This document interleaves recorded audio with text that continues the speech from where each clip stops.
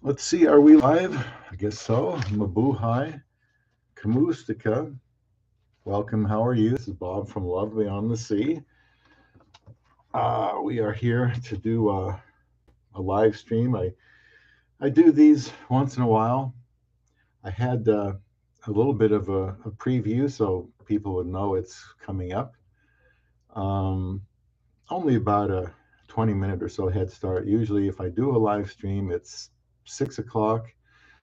The idea that people come home from work and eat or whatever, and then be able to watch some of the live streams. So I haven't been doing these as often. YouTube is very, very competitive. And just the other day, I was lying around looking at some YouTube videos that I thought were fascinating topics. It had nothing to do with, Westerners and Filipinas. And I was really surprised by how few views those videos had. There are billions of videos out there, many, many, many channels. And so my thing here on Love Beyond the Sea is to talk about finding a woman from the Philippines. Beyond the sea could be anywhere. This came about because, I'm living here in America. That's where I'm talking from right now. And I married a woman from the Philippines, 2015. So I was 53, and I felt like I was going on 93. I felt like my chances to find somebody to marry were slim and none. And then the idea was brought to me about looking in another country. And since I had thought that somebody in another city or state was out of the question, you can believe that somebody in another country never, ever came to my mind. But once I did, I discovered, identified, located a woman that I could marry. And I proposed to her on the 18th day. And she said yes, if I come to see her, because I wanted to get married right away. So right away, I made plans to go visit her. I didn't have a passport, hadn't thought that far ahead. But I found out I needed one, and there was a passport weekend coming up the next weekend. So I went out to the post office on a Saturday morning and joined the long line already having formed, which I wasn't expecting. I guess these are very popular. Passport weekend, something to keep in mind. So I got in line and we waited and waited and waited, and I got my passport picture taken and got that expedited. And then I made plans to go to the embassy in the Philippines. I met her, we got married on probably the, I don't know, 12th day that I was there. You can't just show up in the Philippines, at least the first time ever. I don't know what the rule is totally, and just get married. There has to be 10 days go by. So we went through that. We got married. And that was 7 years ago. So as you'll notice, if you watch the 1,100, 1,200 videos I have here on Love Beyond the Sea, it's about the relationship. It's about communicating. It's about handling it when things aren't going right. It's about loving, what love means. That's the first word of my channel. And it's a serious thing to say that you're committed to somebody, because, well, the word commitment is with a small c today. It really doesn't mean much. To me, it means everything. And I want other people to know that I'm committed to her so that they can keep me accountable, and if things aren't going right, and once in a while that will happen, they can tell me, well, here's what you should do to handle this, so things can get better and you can stay together, and you made that commitment. And there will be trying times, and yes, I do talk about that. However, I thought, well, there are some times when a relationship isn't going to work out. Why not do a video on that? And as I was jotting down ideas of signs to know that maybe the relationship isn't going anywhere, it's time to move on, I had so many of them. I think I've got 31 to run over today, and it will go quickly if nobody joins me in here, but that's okay if they don't. I hope that eventually somebody will, and somebody will watch this and listen to everything. And I don't know what's going on with you out there. You might you might have done this before, and maybe you learn something tonight, and you say, "Well, maybe I jumped the gun on that one, or maybe I should have recognized that first." Because we're going to talk about ways to know that the relationship should be ended. I'm not talking about ending a marriage. I'm talking about ending a relationship before it gets to the serious stage where you are ready to fly over there, probably thousands of miles away, and get married, like I did, or bring her over on a fiance visa. That is another option. So it's a 4:08. It's a Thursday afternoon, Central Time. So I'm just kind of getting started here. I hope that somebody will come by, somebody that's familiar with Love Beyond the Sea or not. Um, we should talk about when to end the relationship because I can tell you from experience, it's very refreshing and energizing to talk to somebody on a webcam, even messaging, but better to webcam, and feel like what, we're clicking.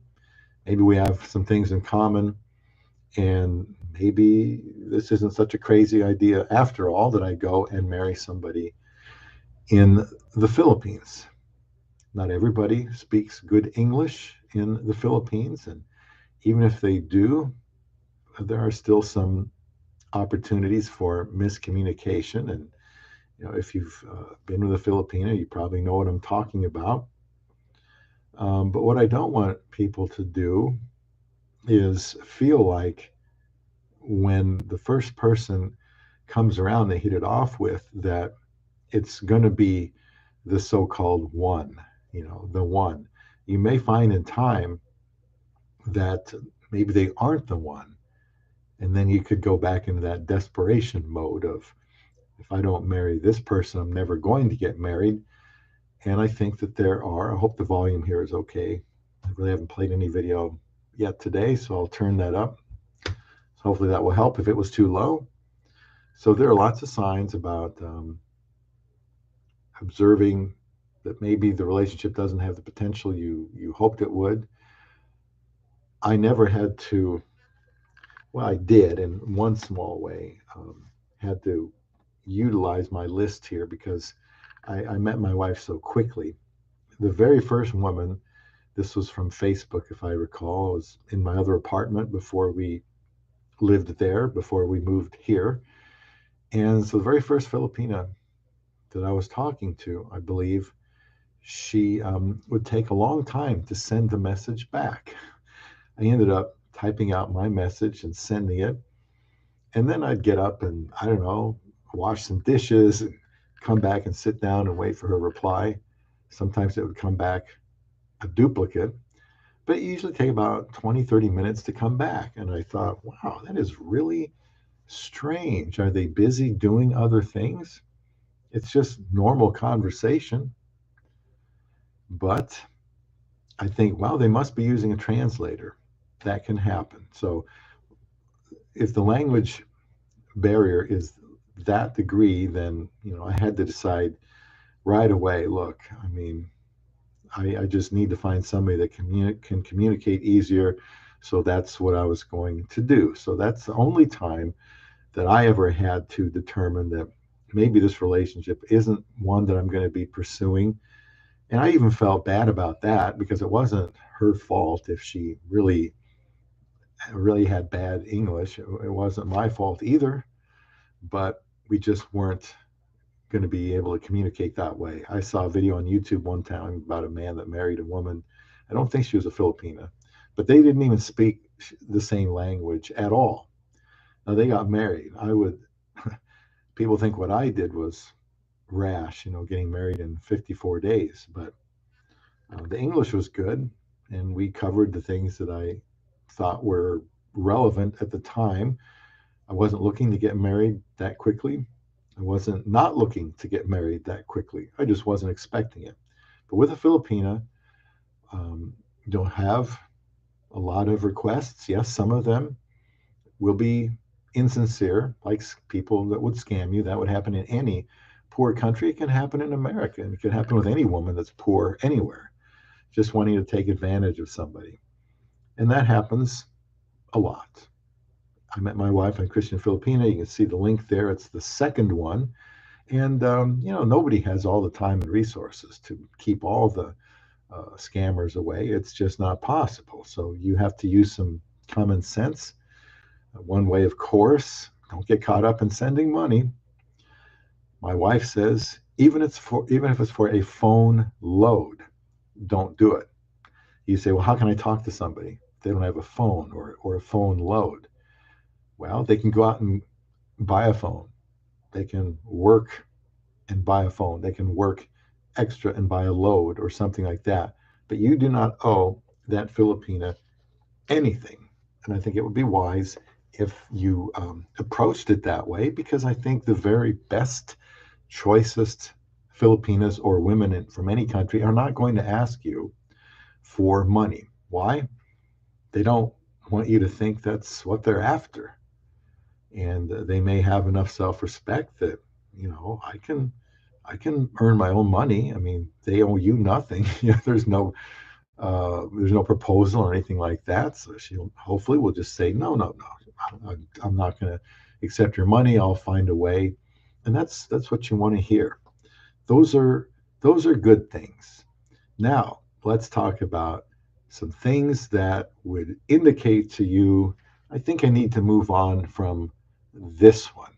And keep in mind, you'll find, if you haven't already, that with the Philippines, you will be inundated with opportunities to talk to a Filipina. So let me just start out with my list. I have got quite a few, but I've got some time, and please let me know what you think as I go through this list. Let's start with, I wrote down here, chatting with others. Okay. So reason I think of that is my wife, when she was just not even a girlfriend at the time, when I just met her early on, I told her I just joined Christian Filipina, just signed up, told her what I paid for it, and I just got started. Told her how many women I've been talking to, and I wanted to talk to her, but she was going to be one out of a handful, or whatever number I decided on. And she wanted to just focus. She didn't want to play her. She wanted to focus on each other. Why? Number one, to see if I'm serious and not a player. And number two, because you can learn about each other faster with a singular focus on each other. You don't have to do it that way. I do recommend it because I can see the common sense in that. And so when I told her, well, Isa, I just joined up, and she said, oh, it's okay. You can chat with other women. You just won't be chatting with me. Now, some would see that as a threat. I didn't. I pondered why she would do that, and I concluded she doesn't want to play her. Thank you for the thumbs up, by the way. She wanted someone that wasn't going to play games, somebody that was going to be serious. And I said, well, okay. I said, I'll think about it. I didn't tell her no. I didn't tell her yes, I would do that. And after a few days, I thought, I was spending a lot of time making lists. In fact, here on one of these yellow notepads, I still have my list of my final 5 from 7 years ago. I didn't even know I had it until I just discovered it lately. I wrote it on the back of a yellow pad, and I was peeling off the pages, lo and behold, there it was. So I know who the women are. And so what I did was I called them, not called them, we did video chat or messaging or whatever it was at the time. And I said, look, there's this woman named Isa. I'm going to try to kind of go steady with her and see how it goes. So I enjoyed visiting with you. I had done chats with 4 or 5 other women. I said, but I want to focus on her. That's what she wants to do. And to show you the class of these women in the Philippines, all of them said that they were glad that I notified them, glad that I respected them enough to say, I'm enjoyed talking with you, but I think it's best if I focus on one woman at a time. Now, they like that because that's what they want to do. They didn't want to hear that I said, well, I'm going to not be talking to you anymore. Maybe I talked to him once, maybe 2, maybe 3 times. And I'm going to focus on Isa. And they said, that's what I want. My number 2 said, that's what I would want. I don't want a competition. I don't want to lose. I don't want to finish second place. I hope it works for you. I hope you get married, she said. If it doesn't work, you know where to find me. Wow, that is some kind of character. I thought, would you get that kind of response where you are or in the United States of America? Maybe not. So if she's chatting with others and you say, well, I'd really like to get to know you better. So we need to spend some time together. And if she, is still wanting to chat with other men, you have every right to say, can you please just focus on me because I think maybe, we have some potential, and see what she says. If she doesn't, you have every right to say, I think I'll keep looking somewhere else. And the shoe goes on the other foot too. She can say, like my wife, well, if you're going to be chatting with others, then it's just not going to work for us either.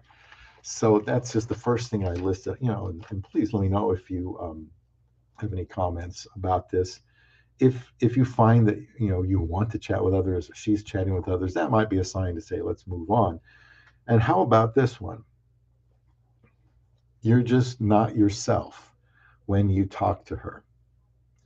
You're just not yourself. I'm not talking about being a little nervous, which you might be.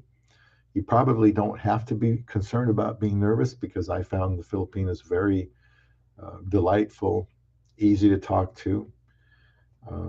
They're probably not the first time she's talked to a Westerner, or it could be. So she might be very shy and uncomfortable herself if this is all new experience to her, but it's possible she's comfortable. But if you're not yourself, you can't share your opinion. For example, any relationship could be domestically or long distance.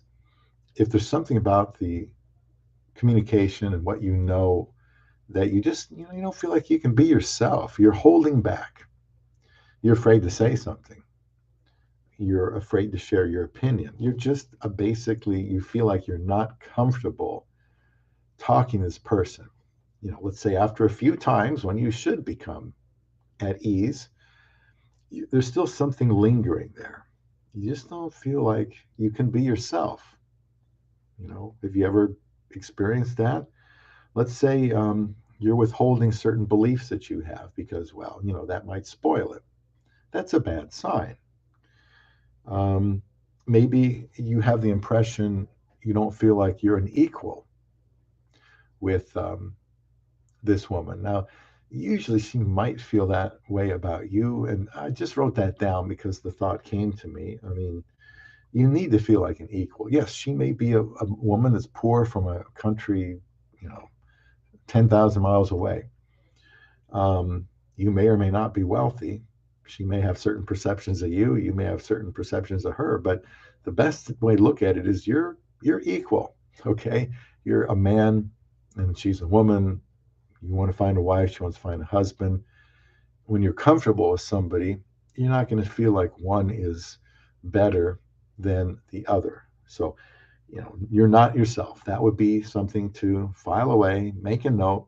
Like if you had 10 women, you make these observations. Maybe you use a grading system of 1 through 10. But if there's something that just doesn't seem right, jot it down, and maybe it's something that can be cleared up later. Maybe it resolves itself. Also, let's continue with let's say that this person is not encouraging. Any relationship should be encouraging, and even if it's the beginning of a very long distance relationship, which I suppose would be like in another country, like I did, like many have done. If you don't feel encouraged, then maybe after several conversations, you just pick up the vibe that she's not really into it.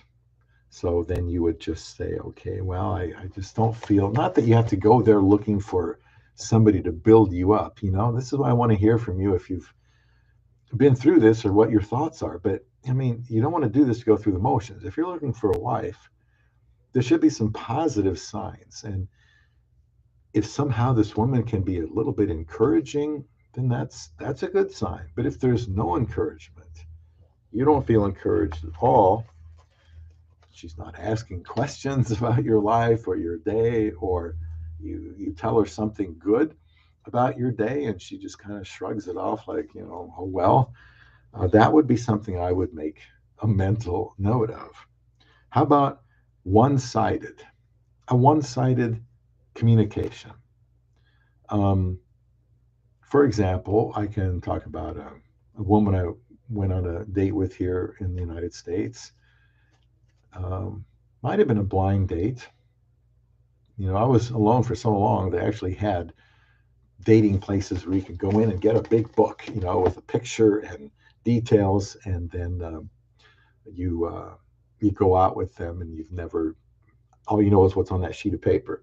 So anyway, I went out with her and went out to eat before a movie, and I asked a lot of questions, probably anything from favorite color, favorite movie, or anything else. And by the time we went to the movie and sat through the movie, I was thinking to myself, boy, I asked, it's a good thing this movie started when it did, because I couldn't think of anything else to ask. And all she would do is answer my questions. Therefore, it was sounded more like a job interview or something. All this woman had to do was say, and you? What about you? Tell me about you. And it was just rattling off questions to her, and she answered them, but I appreciate the thumbs up. But she did not ask about me. There was no reciprocation. Now, the thing that made it hard about this was the woman was not unpleasant. Let's say this was 15, 20 years ago. She was not unpleasant. She was pleasant enough. She answered my questions. And then there was a little silence, and I had to kind of think of something else to ask her. And so I felt even worse if I, didn't want to call her back just because of that, because it was one-sided. Okay. Now I listed my website there. A mysterious person named Mr. E put that wonderful site together, lvbts.com. There's a resource tab with questions that you can use if you're thinking about talking to a woman from overseas, doesn't matter what country, and click at the resources tab, icebreakers, then to gauge compatibility, more questions, a little bit deeper, a little bit more personal, and then another set of questions, 30, 40 questions probably, if I remember, on how to decide if this is someone you should propose to. So it's getting more serious.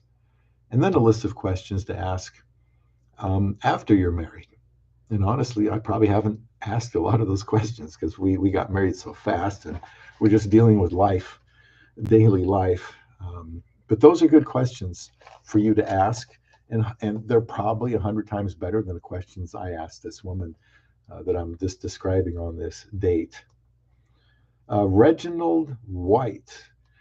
I know you're not the former Green Bay Packer great defensive player.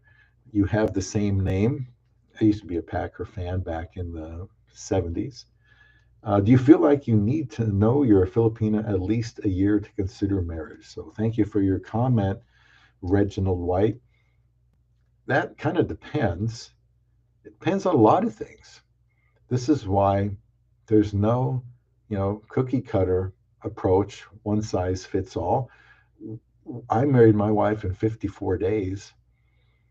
Um, I asked her the questions. I pretty much, man, I tell you what, I pretty much just tried to ask what I needed to know and then just started building on top of that.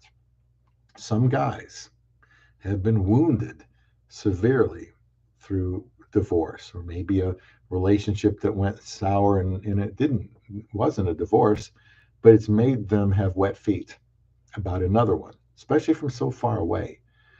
So whether it's domestically or so far away, it comes down to asking questions. And the questions on that website, lvbts.com, are excellent questions because it'll make her think.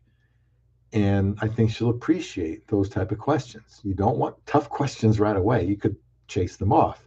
And so it's all designed, carefully laid out to build on the next level. You can go to the next level with some more questions.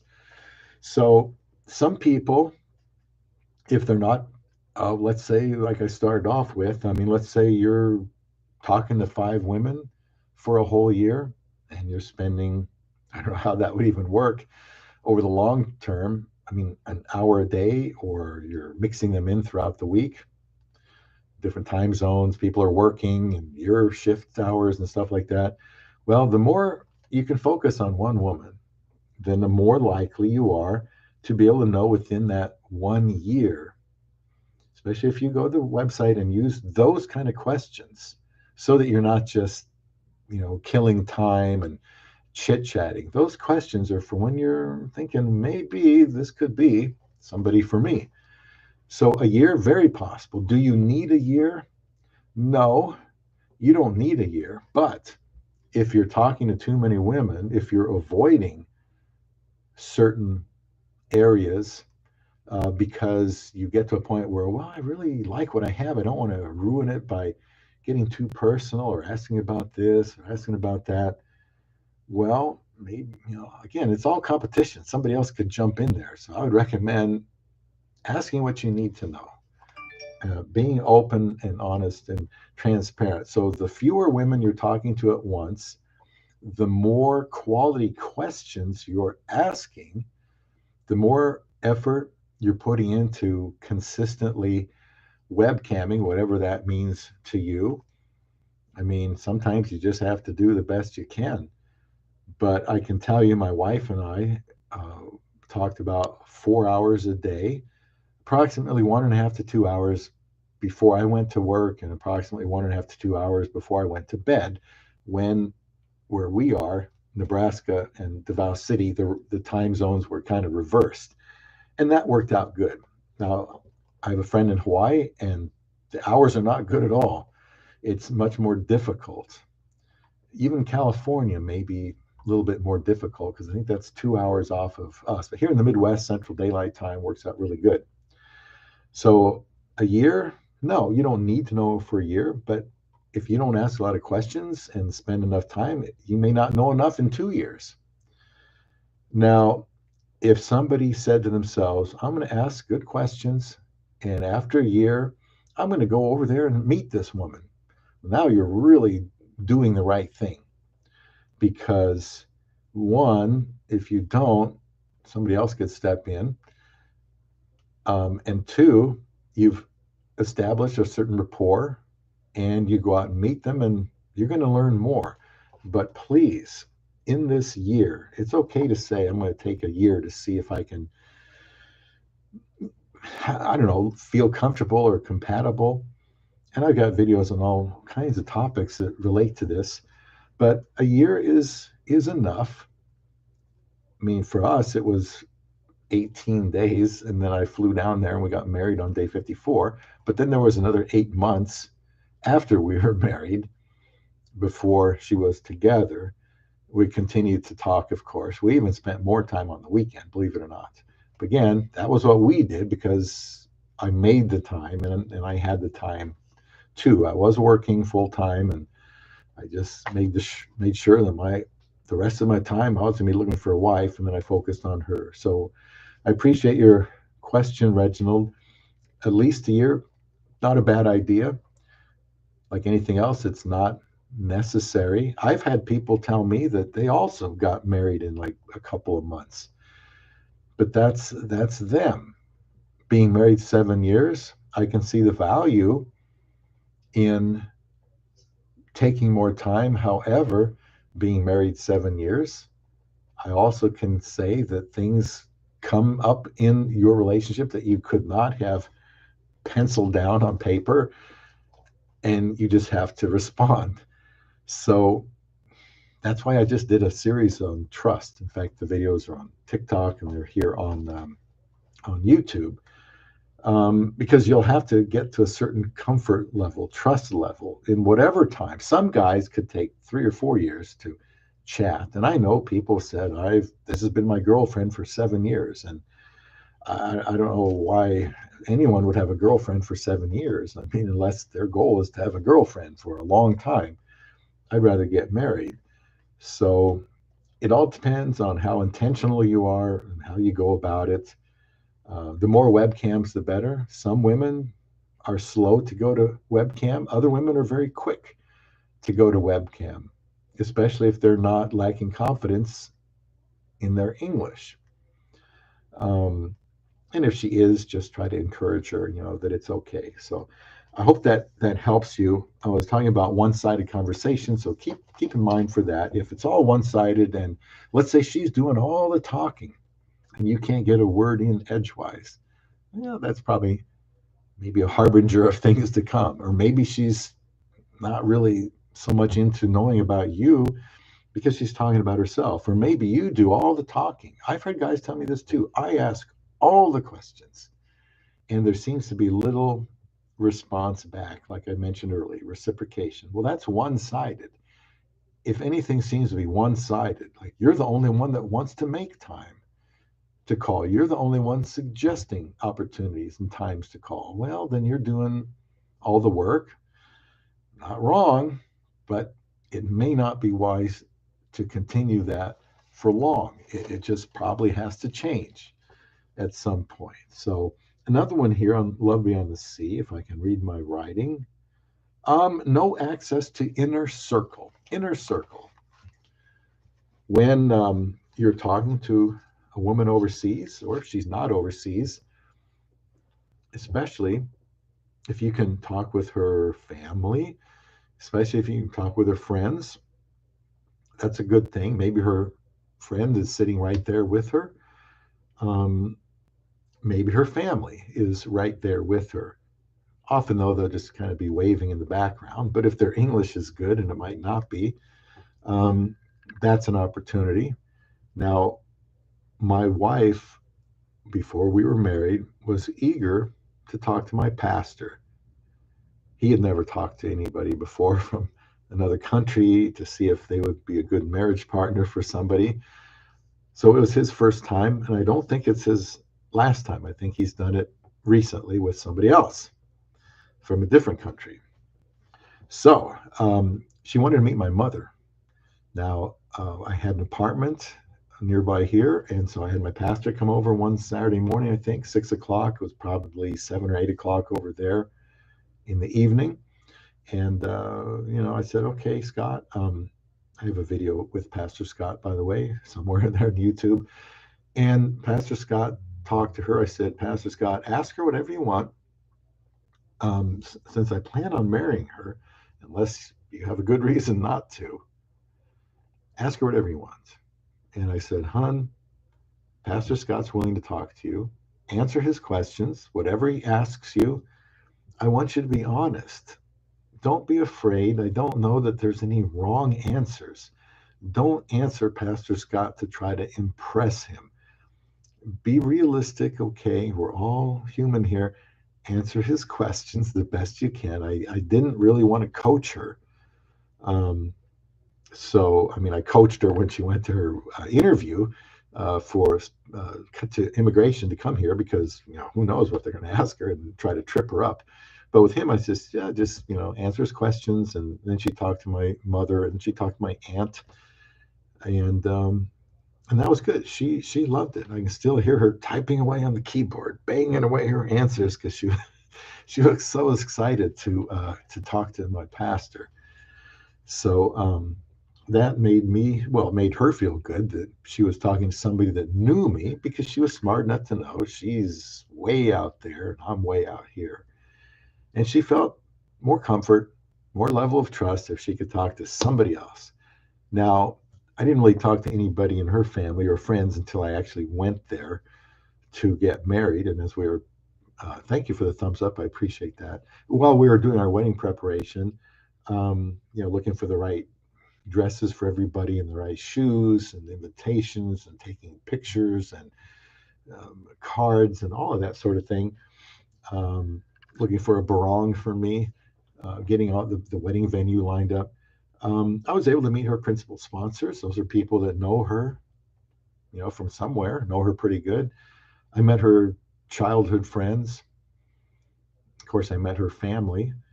And by that time, I felt like, well, what do I need to know? I mean, I know enough. Please don't go out there and say, well, Bob married somebody in less than 8 weeks. Bob had also been alone for 30 years and didn't like that, was struggling, and prepared myself for the day. Excuse me. Thank you for the thumbs up. Prepared myself for the day I might get married, so I wanted to be ready. But I wasn't jaded. I hadn't gone through a bad divorce, so I was more eager to jump in that pool than somebody that has had to lick their wounds for a while. I understand that. I know men like that. I communicate with guys on TikTok private message and Parabiology 101. Thank you for joining in today. We're talking about 31 ways I've got to know if a relationship is maybe not going to go anywhere and you should move on. And it's not negative. This is a good thing because you don't want to invest a lot of time in somebody and say, you know what, maybe I overlooked something or I overlooked another person. Okay. This is tough because the more women you talk to, maybe the more you can compare, but that does take more time. And if you're willing to not, look for perfection, like if you're looking for a car, you'll never find a car you like because there's always a better one somewhere, and you just say, look, I want to get married, so this person is good enough. That would help, speed things up too. Yeah, thanks, Parabiology. It was a good idea for her, and it let my pastor know who I was talking to. I know when I went to the Philippines in 2015 to marry her, there were people at work that didn't believe me that I was going to the Philippines to get married. Why? I guess because Bob had always been single. And one of the guys at work, it was a friend of mine at work, he got on Facebook, and I had pictures from the wedding on Facebook, and he printed out some copies and put them on my supervisor's door. Bob is happy he's in the Philippines. He just got married. And I think people were like, he really did? He really was serious about that? Now, some people thought I made a very stupid mistake. I never talked to those individuals, but I know some weren't very happy. Maybe it was the age difference of 27 years. Maybe they have preconceived ideas, bad ones, about marrying a Filipina or any woman overseas. I don't know. It was just another option since I was kind of running out of options. So anything that would help, that's a good thing. So no access to inner circle. If she says, yeah, I don't want you to meet my parents, or I don't want you to meet my friends. Well, maybe she doesn't want you to know that she's seeing other people, or maybe she's already married. Who knows? But if she's willing and able to let you talk to somebody else, even if it's just a little bit, at least they know, hey, my girlfriend is talking to this foreigner, and any impression she can get from you, she can tell her, well, this seems like a really decent guy. Or the next time you talk to this man, why don't you ask him this? Because, now I'd really like to see you two get together. And her family could do the same thing. Well, they might be a little more skeptical. Hun, maybe you should ask this guy about something. Well, that's okay. I don't think you should shy away from answering any questions. So the more people you can meet that are in her life, the more you learn about her, because it's unlikely, if she is a certain way, that her friends are going to be the opposite. So the friends she has are probably, excuse me, similar to her in character and values. And that's very, very important if you're talking about a lifelong marriage. So you get an idea of her through her friends and family. I also highly recommend, you don't have to also marry her the first time there, but I was kind of in a hurry. I appreciate the thumbs up again. But if you do go there, you'll be able to see her environment. You feel the heat of the Philippines, and you smell the smells of the Philippines, and you hear the sounds of the Philippines, and you start imagining what it would like to grow up there. And that in itself told me things about my wife, such as, I don't think I could do that.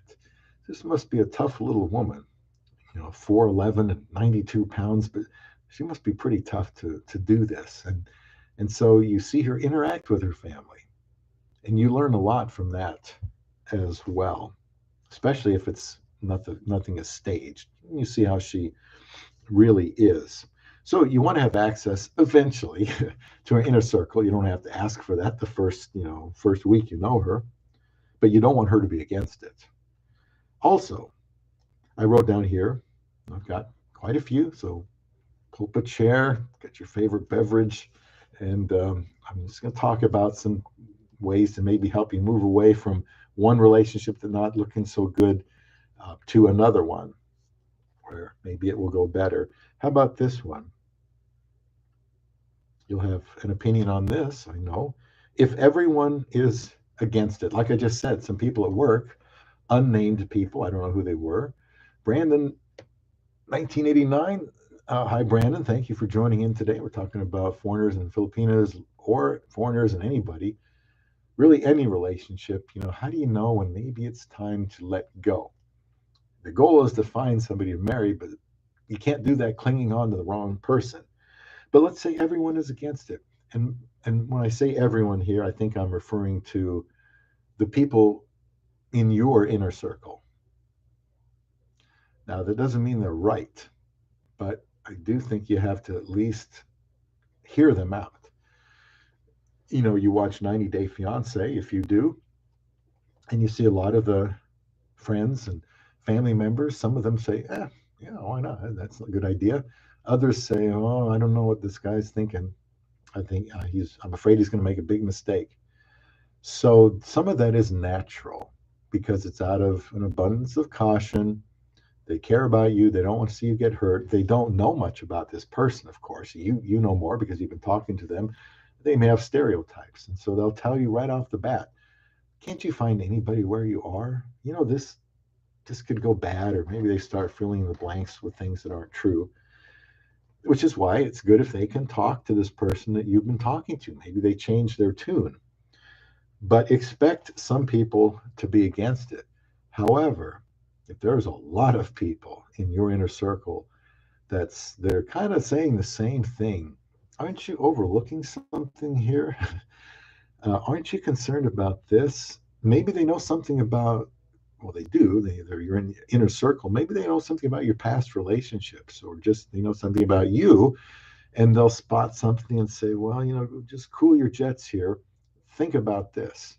I think you should take that seriously, because especially if they're going to be family, I don't, this is a whole other topic, but I think it's best if your family is on board with this relationship. There may be some, I don't know, a little bit of uncertainty or skepticism at the start, But I think if they care about you, they're going to be open to that possibility, and they're not going to, tear it down before it gets started.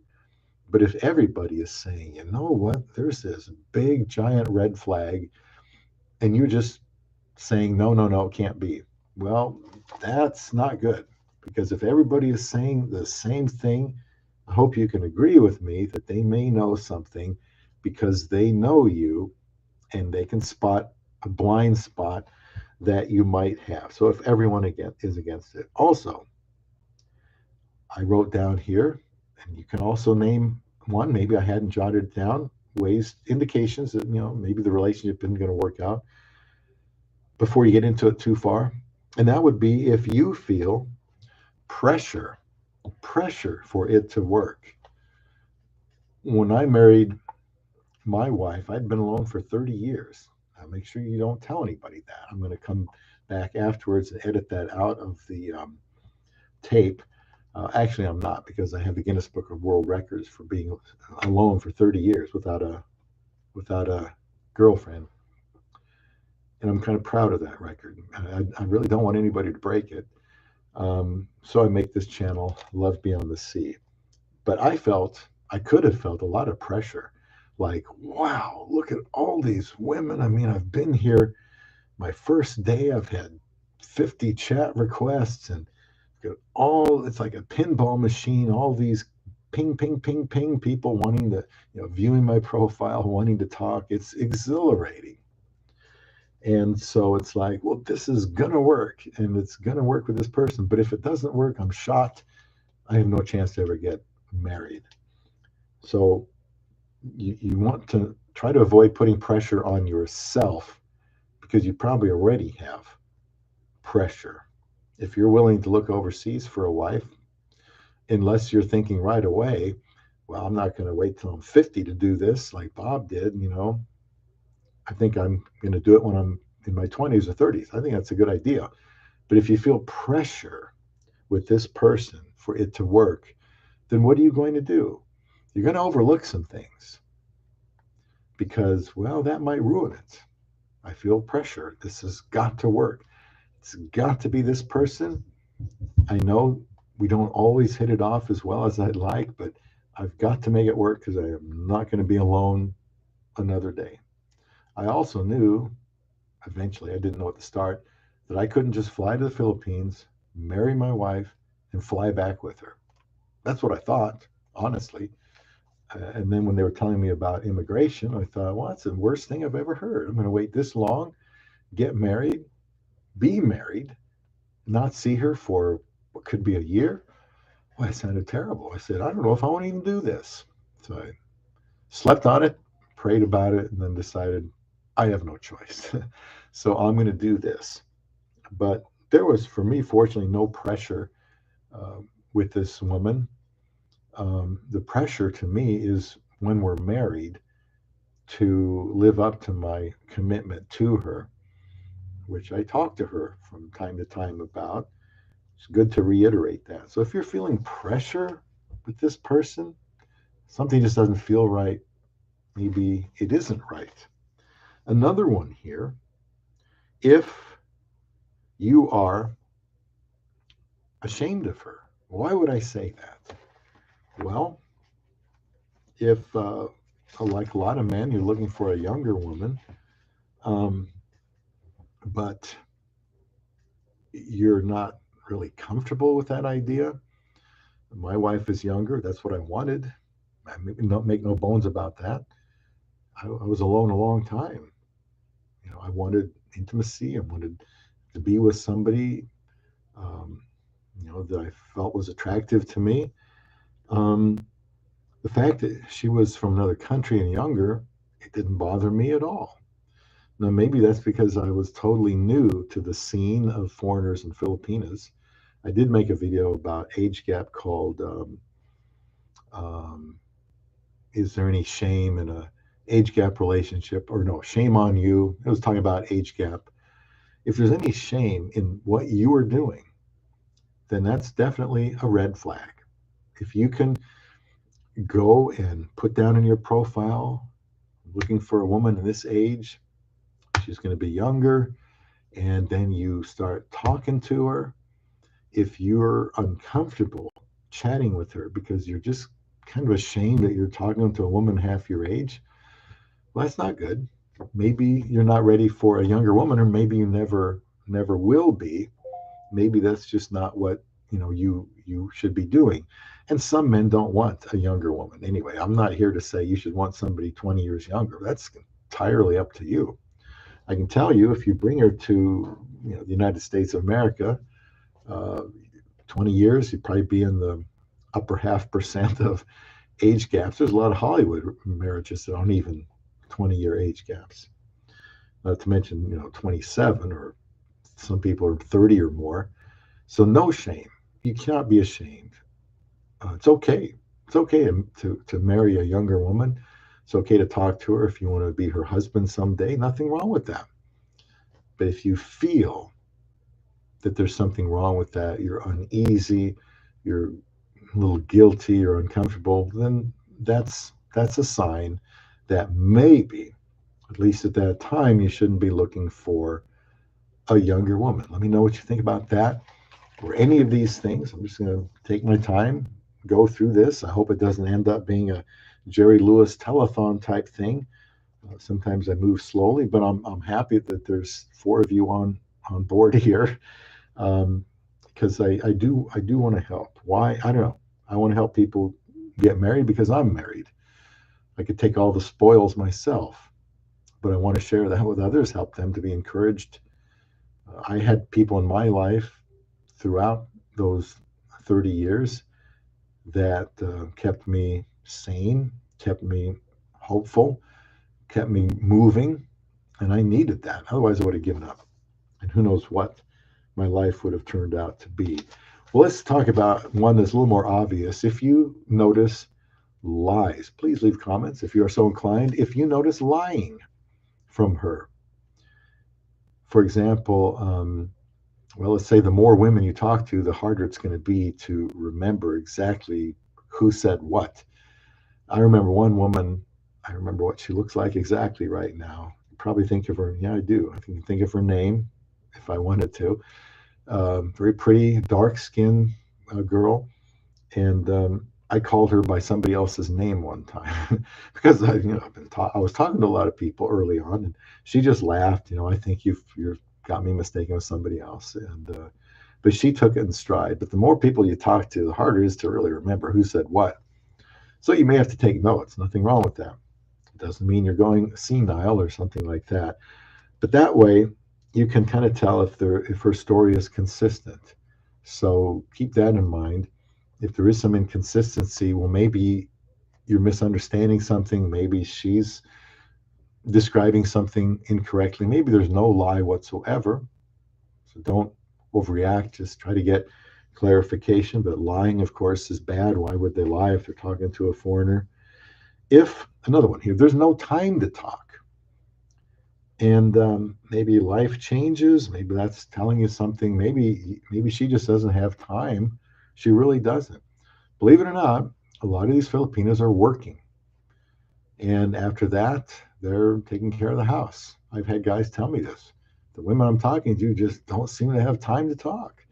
So if your impression is they're just sitting around waiting for foreigners to talk to them, they got to earn a living too. So they may not have time.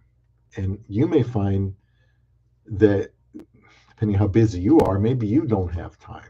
So you either have to adjust the expectations of how much time you're going to be talking, or maybe you just have to wait, until whatever is going on is over, so you do have more time to talk to her. But if there's just no time, it's that hard to make, then it's just a sign that it's time to wait, I guess. And of course, lest I be remiss, asking for money. Um, Parabiology, and like you, Bob, I dated quite a bit over the years. Women not only from USA, 20 countries total. Filipinos have best attitudes of any. Well, I like to hear that, and I want the audience to hear that. Parabiology. My wife was just telling me that you know foreign the bosses kind of at work kind of like They have a high opinion of foreign workers, not just women, but foreign workers, because they're hungry, they're pleasant, they don't expect to be given anything, and they have good attitudes. They don't want to make trouble. They're fun loving. That's true. I like that. I noticed that. So thank you for that comment, Parabiology. Um, as far as the money, I alluded to this earlier if you weren't there, and you may not have been. Um, again, all of these things, nothing is set in stone. I'm just trying to give you some food for thought so that you don't have black and white thinking, but can kind of evaluate these things on their own. Asking for money, that doesn't mean, well, here it is. I don't think she should ask you for money. And my wife doesn't either. I can see why she would. When mama and papa are struggling, um, or she's struggling, look, it's only human nature. Maybe this guy can help me. Maybe he'll be turned off if I ask him for, I don't know, to buy me a phone, top off my phone load. But I can tell you just from my wife's perspective, and she's pretty blunt about this, she would say only a fool would give a Filipina any money at all until they've met in person. So I think she's the expert because she's from the Philippines. So her opinion, don't do it. Doesn't mean that she's insincere and she's setting you up for more and more later on. My wife's philosophy is she can get that money. It's called a job. She can get the load. It's called a job. She has the same attitude towards her family. Go and work for it because she doesn't want to enable anybody. That's wise, even if it's family. So, what if they're family? It's not good for them to be enabled. So, she'll say they may not like the job, they may not like the shift, they may not like the hours, they may not like the conditions, but if you want to work over there, there's work. So that's her flip side of why you should not send a Filipina money. We're talking to guys. I know some men would send money regardless because they want to. They want to help.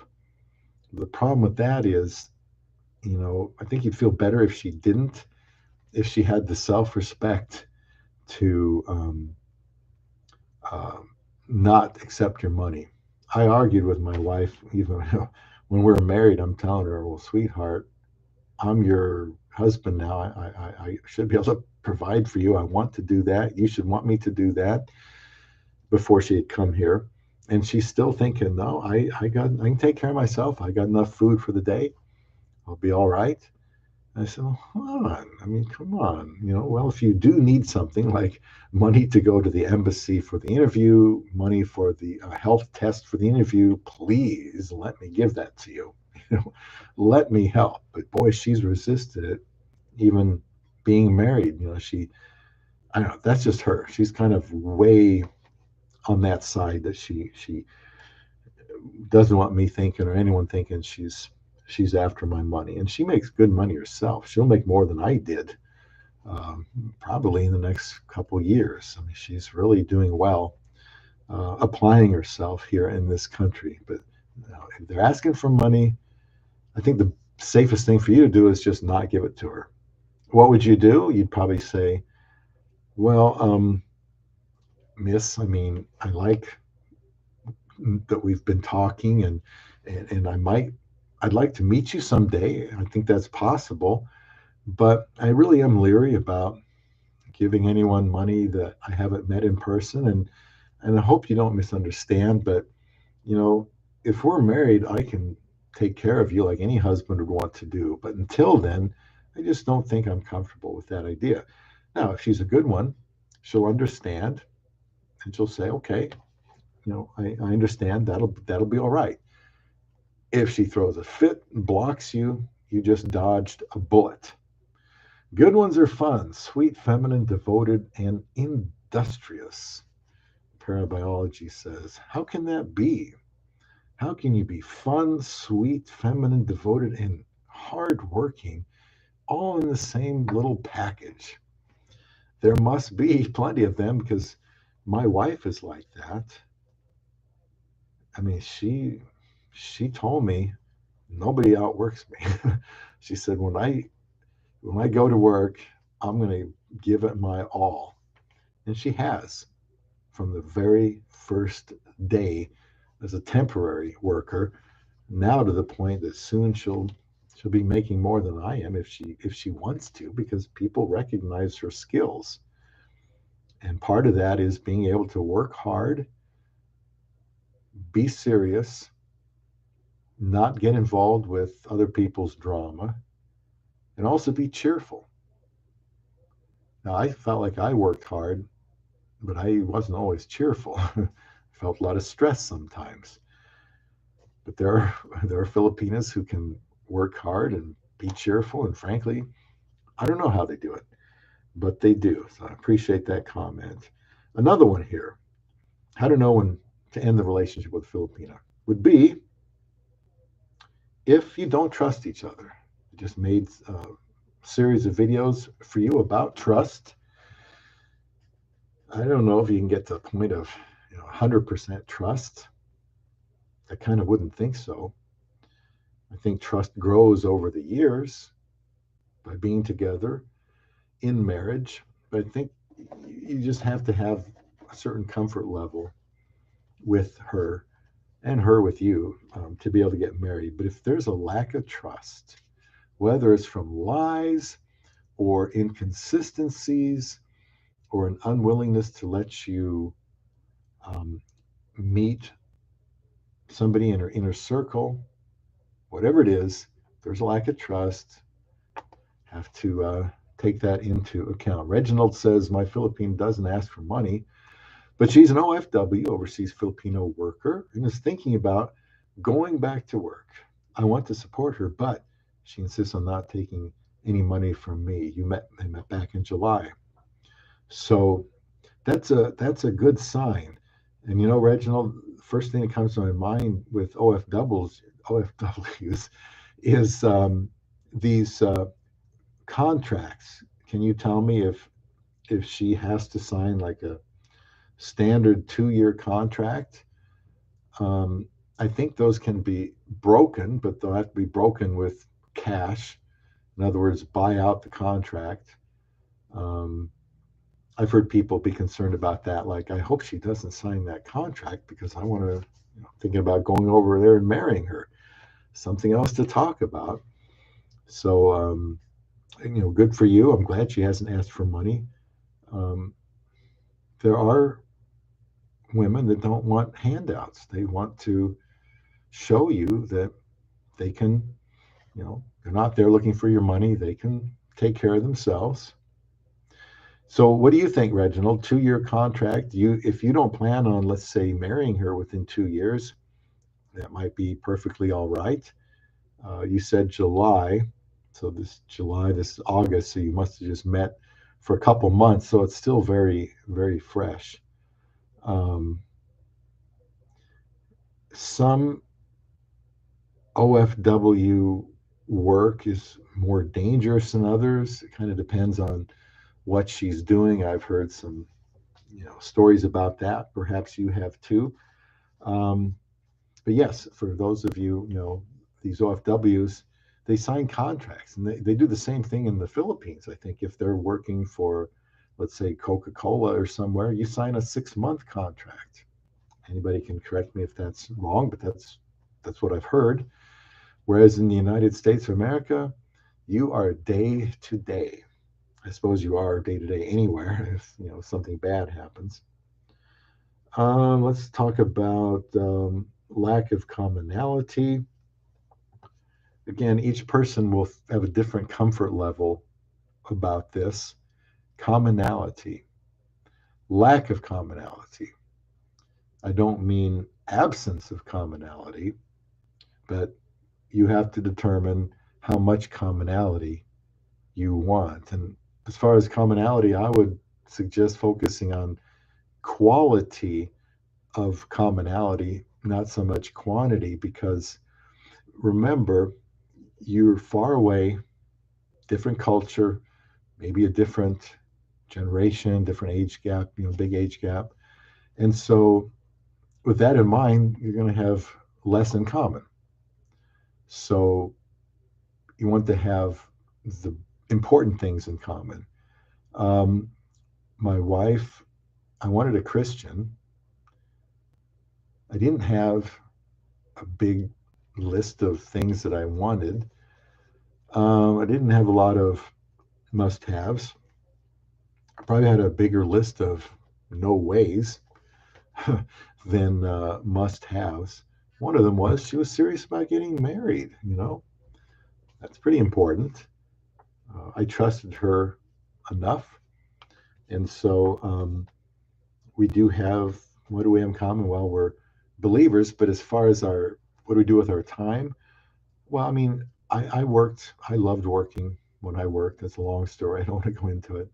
She loves working. She works very hard, similar type of operation. So it warms my heart to hear her talk about her job, because then I can see in my mind kind of, what it's like where she's there and kind of familiar with it. And I feel good about that.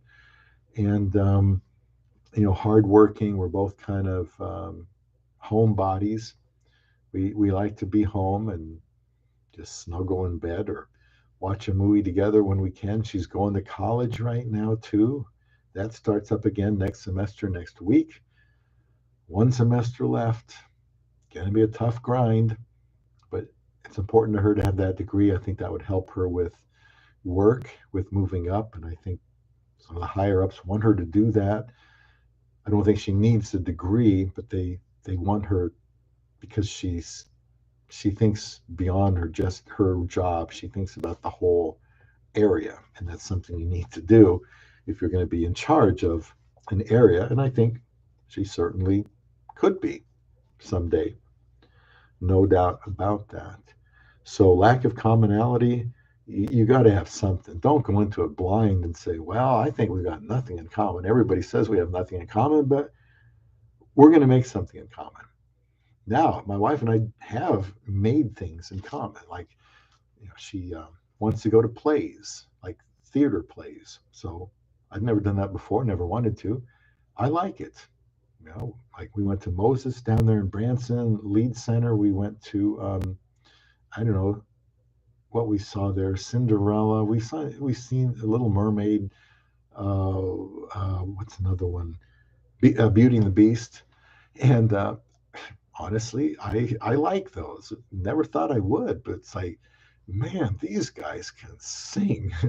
These guys can act, and they got to do it live and stay on cue. And I thought, this is pretty darn cool. So we like that. We like certain type of movies. We even like certain, same music, believe it or not. And so we have enough there over time. We like to travel. She does. I never did. I just worked. But I like going out with her, even if it's a domestic drive somewhere. She likes to drive. I prefer to fly, get there faster. She'd rather drive so she can see more. So we drive, and we've got some videos out on TikTok now about when we were on vacation in Minnesota. Was it like last year maybe? So you need to have something in common, but keep in mind you can also develop commonality when you are married, because you're going to have to do things together, and there's going to have to be some give and take. She went to some ball games with me. She really wasn't wild about that, but she tried. Sometimes she'll even watch a game with me. So commonality, you just, if there's a complete lack of commonality, that's not good. Comment here, yeah, she's thinking about signing to a contract, and they started communicating Reginald White in March. So March, April, May, June, July, August. You're on 6 months. That's a good amount of time, to really start to size somebody up, as long as they're being honest. So good for you. How about a lack of commitment? If something's bothering you about the relationship, wow, there's just kind of a lack of commitment. It could be they're just not putting in the time. They don't really seem, they're distracted. Um, they're not on time for the appointments that you set up. They seem like they're drifting to commitment isn't what it used to be. Something to keep your finger on the pulse of. How about communication suffers? Some of these, there's overlap. If the communication suffers, we got married too quick to experience that. Thank you, parabiology. Um, Communication. Well, the first one I told you about, she I think was using it, not my wife, but somebody else was using a translator, and um, well, that's just not what I wanted to do. Too hard to communicate, but it could suffer because I don't know, you're just not in sync.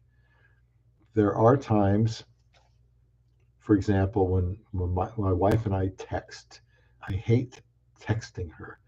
I hate messaging her because I always think she's angry with me because I can't tell unless somebody uses an emoticon. It's hard to tell. We might have had an argument the night before. And so I may send her a text message, and in her mind, I'm still angry, Bob. Or I might feel like, well, she she took too long to respond to me, so she's still sore with me, or she's being sarcastic or something. Much better to be talking on camera. We've always communicated better on camera, but if the communication suffers in any way, it can't be resolved, time to move on. We almost did because of a simple word. Um, she asked me if I had been talking to other women, because remember, I said that I told her I wouldn't, I'd stop talking to anybody else. And I said something like this was text, and I said, I had been, you can't tell my inflection in text. I said, I had been talking to other women. I told you, hon, I had been talking to other women. Had, in my mind, I'm thinking past tense. She's thinking, oh, you just recently talked to other women, huh? So then she goes silent, and I'm thinking, what in the heck is wrong with her? I thought everything was going well, and now she's upset with me. I remember pacing in the parking lot one day at work afterwards, thinking, what's going on here? I thought everything was fine. Now she's mad. Well, and then I finally asked her, what is going on here? I thought things were good. And she said, you told me you had been talking to other women. And at first I said, yeah, yeah. Oh, I see. She misinterpreted that to mean I had been very recently, not when I told her I was going to stop. That almost cost us until I cleared that misunderstanding up. And I'm sure those of you who've had relationships with the Filipinas have had times where um, you had to clear something up. Something was just spoiling it, and it was just a simple communication thing. So something to think about. Oh, I think I said. Now, I either said lack of commitment. If I did, then I skipped the part of if you are afraid of commitment. I think I skipped that one. If you're talking to someone and you realize I just can't do this. I'm just not ready for this. I know she's wanting a commitment. She's open to that. She's just waiting for me to say the magic words. But honestly, I'm just afraid to do this. I'm, I'm afraid she's too young, or she's too far away, or something will go bad. Or if you're just generally afraid of, you know, being committed, then it's something that needs to be dealt with. Also, let's say you just stop looking forward to the chats. You know, well, I've got this chat here, it looks like, at 9 o'clock tonight before I go to bed with Susan, for example, and I'm just not feeling it like I used to. It's not as good as it was. In fact, I'd rather be talking to somebody else. Maybe I should, but I don't want to hurt her feelings. So think about your enthusiasm level. It's not always going to be as euphoric as it might have been at the start, but if you ever notice that you just don't look forward to it anymore, you don't have to. Only you can tell if that means it's time to move on. It all depends on why you don't look forward to it like you used to. And hopefully you can identify what that is. Another one here, you are staying together, chatting online, only because there is no one else. Just something I thought about. Only if there was no one else. In other words, well, she doesn't have anyone else. I don't have anyone else. We have to make this work. Well, no, you don't. You only have to make it work if you think she's worth pursuing and she's somebody you're going to marry someday. But if you find yourself saying, well, I don't have anybody else, so I guess we'll keep talking. Excuse me. That doesn't sound very enthusiastic. So monitor how you feel, your enthusiasm, your excitement. You know, maybe the excitement builds after 6 months or 12 months. Maybe it kind of levels off, and that's to be expected as you get used to each other more. Just another thing I wrote down there more. I appreciate anybody still here. Hopefully, you haven't fallen asleep at the computer. And, but if you did fall asleep, hopefully you can still hear my voice. That happens to me all the time. I take a nap and I'm got a YouTube video going on, and I can hear it in my sleep. I've been that way since I was young. I could even hear the TV downstairs at home when I was a child. I could hear what was on the TV when I was asleep upstairs, enough to dream and still hear what's going on. But maybe I just have sleep issues. I don't know. Here's another one here.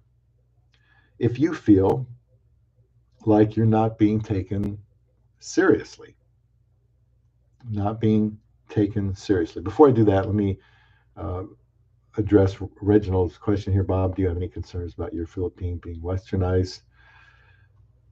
Yeah, concerns. Yeah, I mean, because this country is, I don't know, it can give you some very bad ideas. Other women can potentially put some bad ideas in her head. And maybe there's some guys that could be a little bit of a threat. And so, Reginald, if you want to search, you can search. I don't know if you can search by my channel necessarily, or you can search just general Google YouTube search and put in 29 ways to prevent your Filipina from being Americanized. You'll see a live stream I did like this: 29 ways to prevent your Filipina from being Americanized. And I go through that whole thing for you. So please check that out sometime. Look for that title. And it's about preventing her from becoming westernized. So obviously, that implies that there is some concern, or else I wouldn't be making a video with 29 ways to prevent it from happening. So I would just refer you to that video. So to answer your question here, yeah, I do. Not there's a difference between a concern and a fear. Some people are terrified, and so already before the woman even gets there, they're already scheming that they're going to lock her up as much as possible because they're afraid she's going to be westernized. They're not going to let her work, not going to let her drive. She doesn't need to drive if she's not going to be working. I can take her to work. That way I can kind of scope things out. But that's controlling, and that's not good. Um, or another topic that we talk about here on Love Beyond the Sea, what about money? Can I give her, or when do I give her a checking account? When do I give her a credit card? Because you have to remember, if she's coming to your country and you're going to die first, you have to prepare her for life after you. Having credit, knowing how to use a credit card, doesn't mean she's going to go crazy, but we all have to learn financial responsibility sometime, right? And so, what you can do, and you should be aware of it, because there are people that might tell her, your husband, how old is he? When was he born? And you sure you did the right thing? And maybe guys say, wow, I like this woman. She may be married, but I think she's married to some older guy. She probably doesn't like that. You can play these games in your mind. So what can you do about westernizing, preventing her from being westernized? In short, you'll have to watch the video. 29 ways to prevent your Filipina from becoming Americanized. It's day to day, simple things to prevent her from changing. There is some temptation. One thing you can do, help her be around good quality people. I found a woman, had to ask around, start with my pastor at church, a Filipina that um, would be a good influence on my wife. And they were the first couple we met, Phil-Am couple. And I've tried to, introduce her to people at church that, would not steer her the wrong way. I, of course, can talk about the dangers of this country and the attitudes and mindsets that people have and how that's not healthy and how she might run into some things. And this is what I think is best. Um, Try to commit myself to her. Obviously, don't take being married for granted. You got to keep, as they say, keep wooing her or pursuing her. We're going to try to go out to for a drive to Omaha this weekend, go to the Asian store, do some shopping. When she goes back to school, it's going to get tough again, but that's part of my commitment to her. Let her go to college, something she wants to do. She's smarter than I am. It's amazing that she's been able to do it so far. And she starts, what does she start? Molecular biology next week and more math. I don't think that's something I'd want to do, but she's got to do it when she's young enough.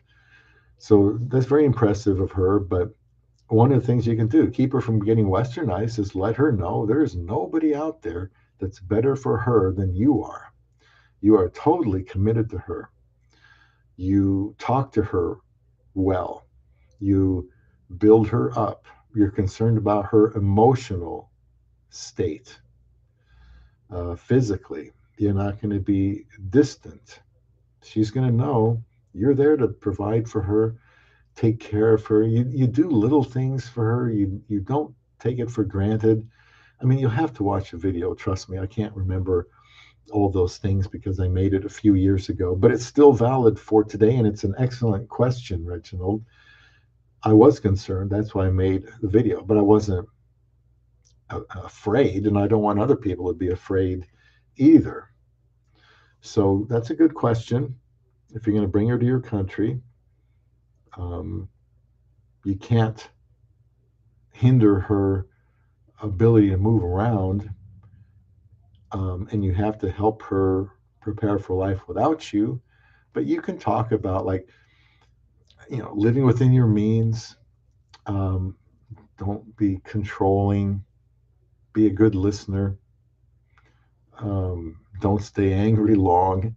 There's just a lot of daily, non-sexual touch. Tell her you love her. A lot of things like this that anybody can do.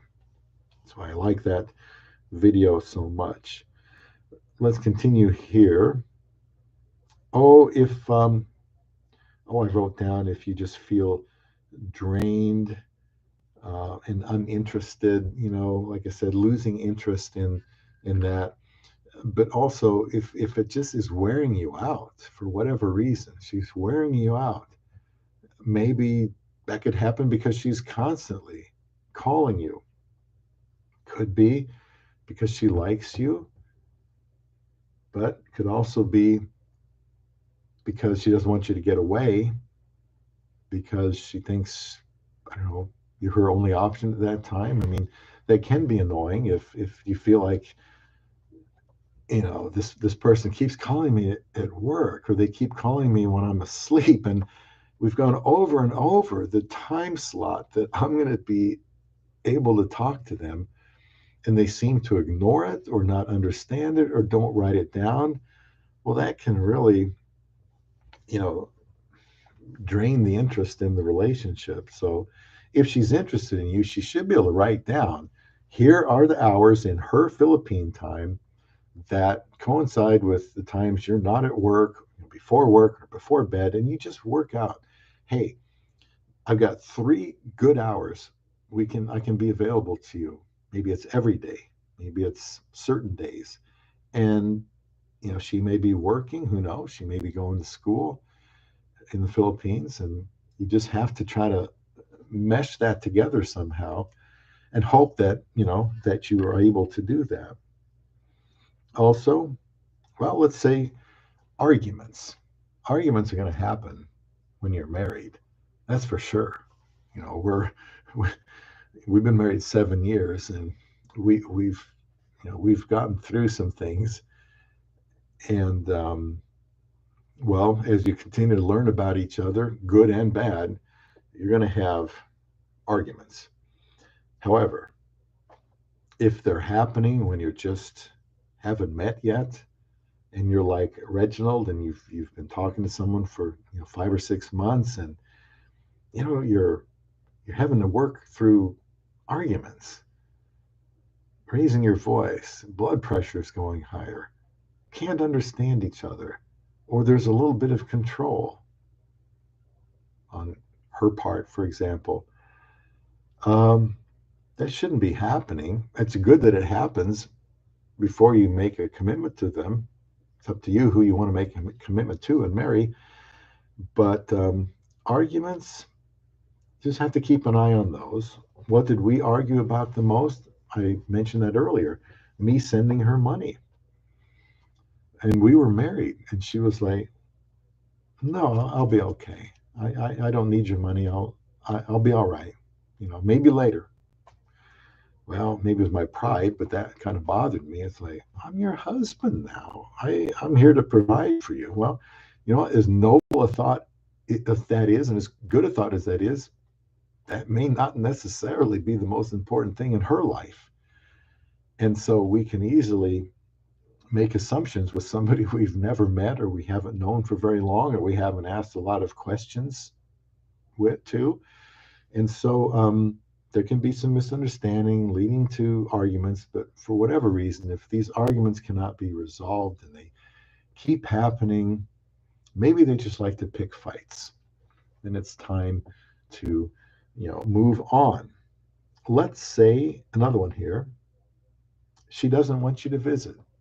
Now, some guys have the wherewithal, and that includes time off and money, to get on a plane quicker. I'm shifting around here because the longer I sit, the more dizzy I get. It's just my back.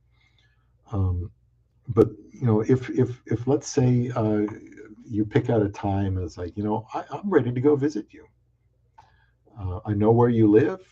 I just have to figure out, let go to my travel agent, have them tell me how to get there, how long it's going to take, what I need to do, and I'm going to come see you. How about that?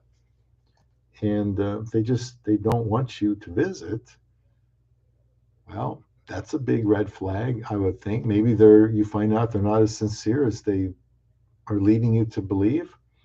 So that would be a bad sign. You think it's time to visit, they think it's not. How about, well, you're still talking to another one or two other women, and you begin to have more of an interest in another person, not just have interested in another Filipina, but more interest in a Filipina. Remember, if you've seen my videos, you know I don't believe that there is the one. I don't think that's true. I don't think you have to look for the only one, the needle in the haystack. What if that only one marries somebody else? What if they die? You can't look at it like the one. There could be a lot of people that could be the one. You could be the one for a lot of women. So don't box yourself in mentally with the idea that you're looking for the one you are meant to marry, since you were born. God knows who you're married, who you were meant to marry. And I don't think you have to be too concerned about that. But if you find out that you're more interested in somebody else, well, look into that. Maybe that's the person you should be focusing time on. And I mentioned here you can't be yourself, and I think I may have mentioned that early on. Yeah, I did. So we won't have to repeat that you just can't feel comfortable being yourself with this person. Eventually, you should be able to. If you are finding that you're being controlling or jealous about this person or their time, well, I don't want you talking to anybody else. I mean, I don't know if they're not really into you and wanting to spend time with just the two of you, again, you don't have to force them to stay with you. If you have no future plans together, you've been talking to each other long enough that it's only natural to start talking about the future a little bit, whether that's getting married or what they'd like to do or where they see themselves in 5 years. Um, but if you just can't get to that point of future plans, or they don't want to talk about future plans, that probably tells you something. Also, if you just have a different worldview, you find out we're just polar opposites, then just look for somebody, of course, no matter how beautiful they are. Don't be fooled by her looks. There's a lot of beautiful, stunning Filipinas. But if you can't be yourself and you can't be true to yourself and your beliefs, um, you're covering that up because she's so beautiful. She's just going to make your life heaven on earth. Well, that ain't going to happen no matter how good looking she is. It takes effort and resolve and resilience. Those are the things I talk about since I talk mostly about marriage on Love Beyond the Sea. And if you just don't, you find you just don't have the time, kind of alluded to that earlier. If any of these things are happening, just back off and evaluate the relationship. I think you have more opportunities overseas than you probably do domestically. If you're thinking about somebody overseas, you probably kind of feel that way already. Before I close, I think it's best if these breakups are mutual. I don't think you want to just pull the plug on somebody and surprise them, where it's been going great. And then all of a sudden, I think I'm done with this. I'm not going to talk to you anymore.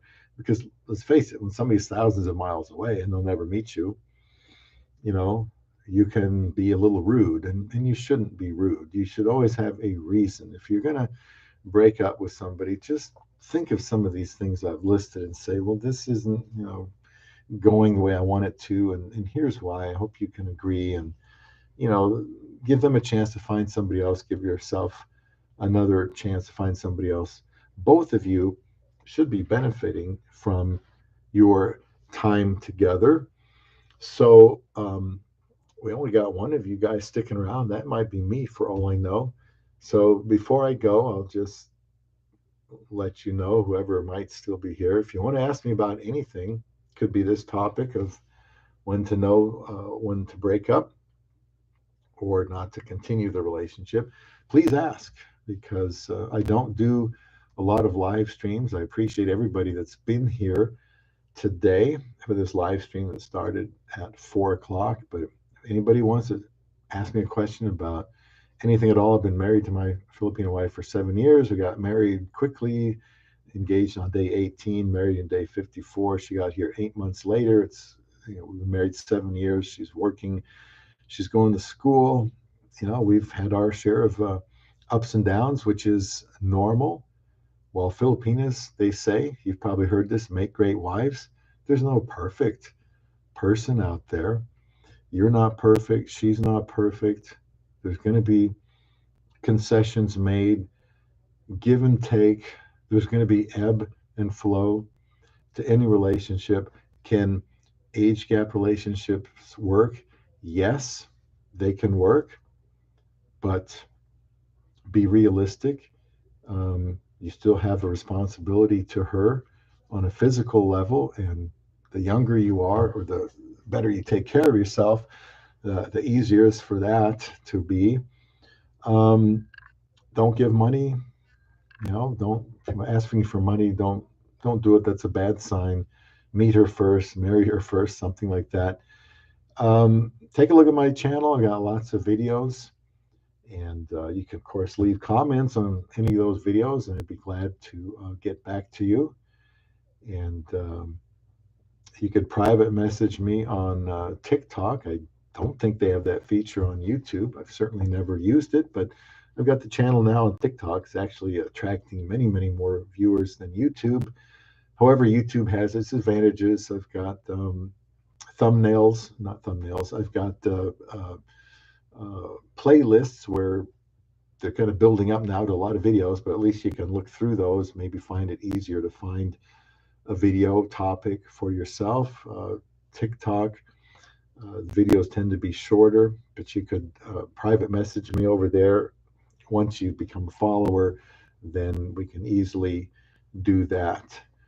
Jeff RT, thank you for being here tonight on a Thursday night.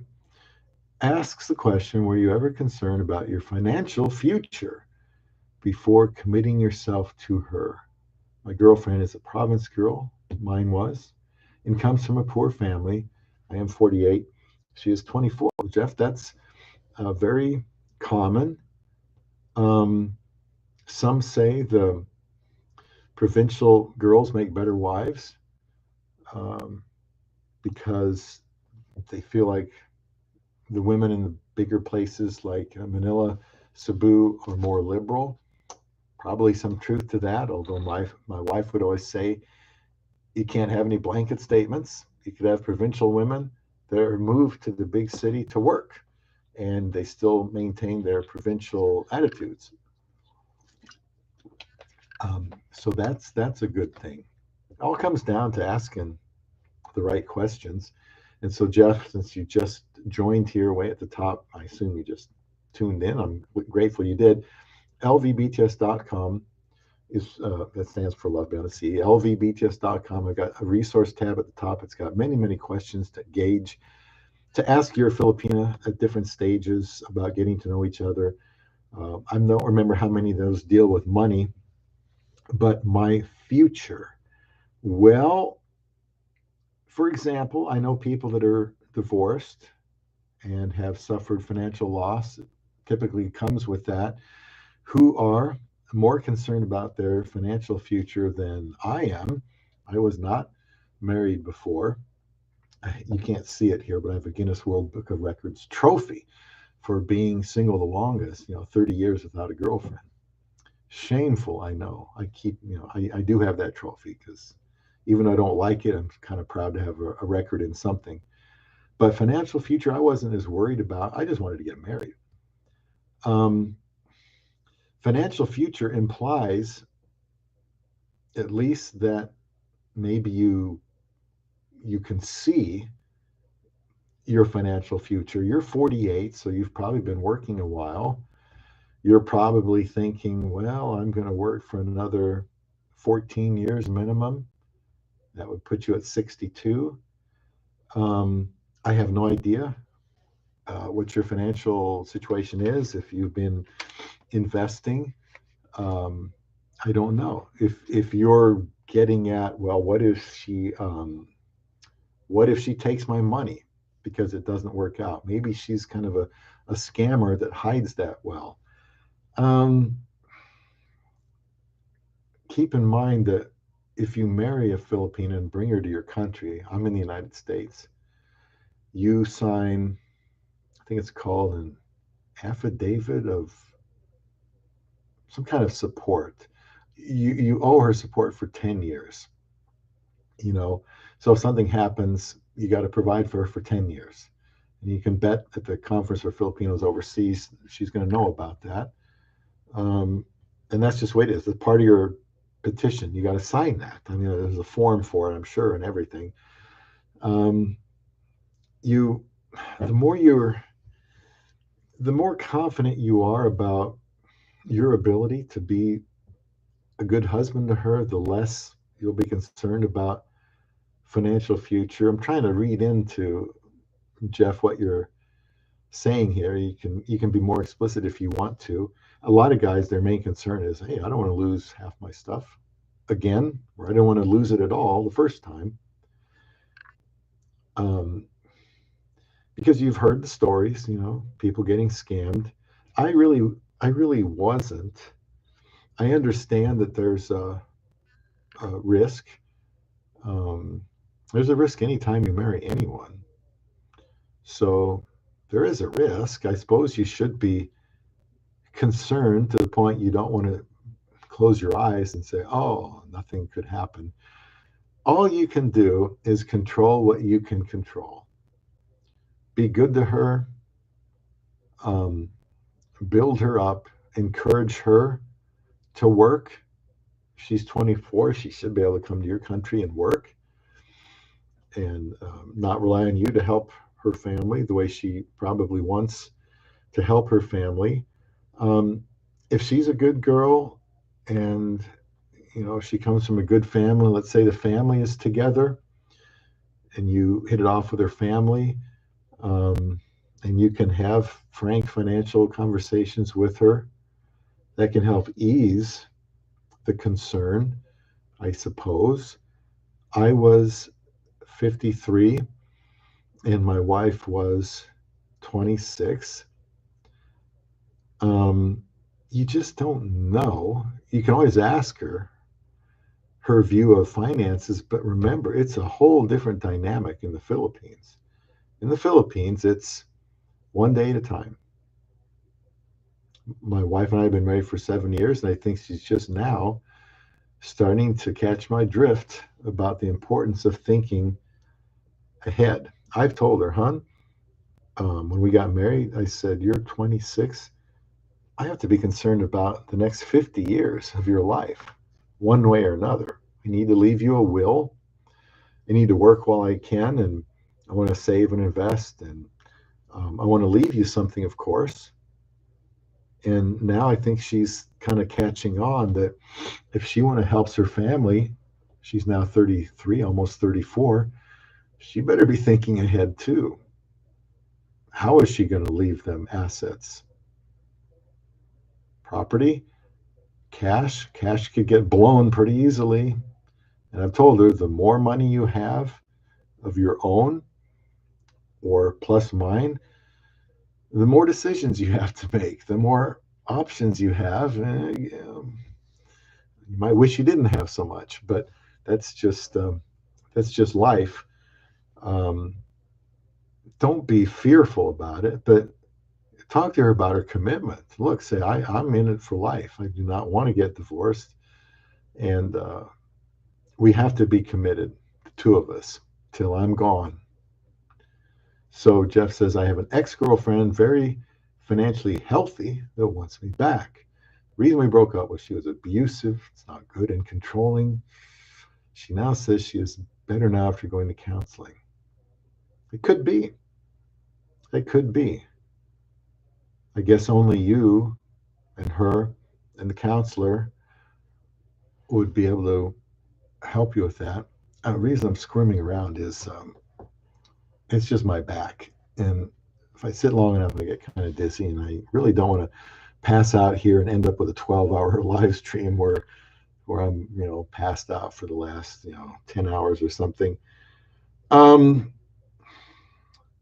had a girlfriend way, way back when. She was She drank too much. It was college age. And decades later, she still does. I only know that from articles online.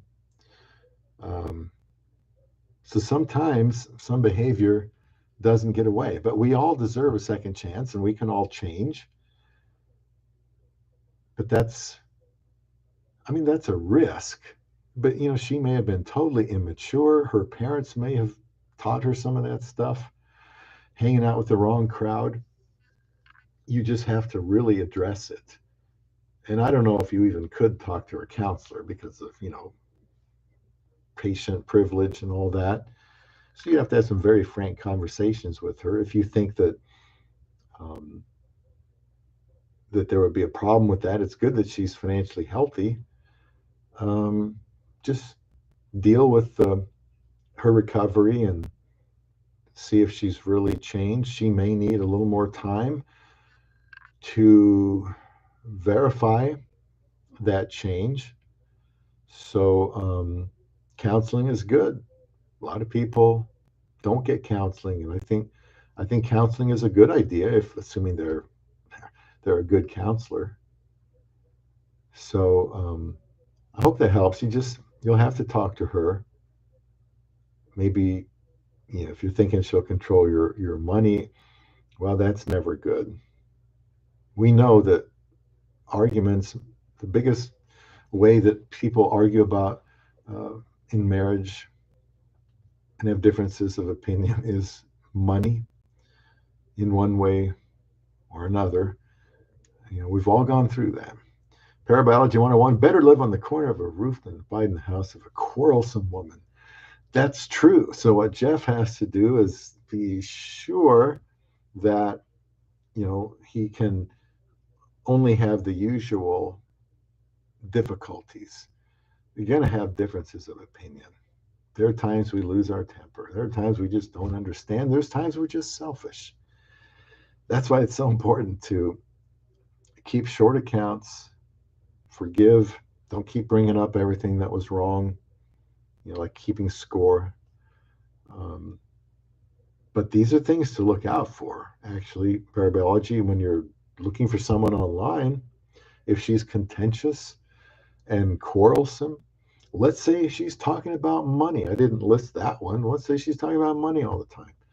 Why is she talking about money all the time? These are things to observe, make note of before you actually make a commitment to somebody. It's too late after that. So at some point, you pull the safety net and you just have to find a way. But you don't have to make that commitment until you're reasonably sure. And that's what this video has been about. Parabiology, I hope you're doing good. Thank you for joining in here. I started this at 4 o'clock. Just wanted somebody to talk to and be able to watch this live stream tonight. And the first girl you met online was Tampo, over 2 weeks. Wow. Yeah, I suppose that can happen. Initial stages of a relationship. I mean, I never thought about that one. But that can happen. If she's used to that, that is kind of a Filipino thing.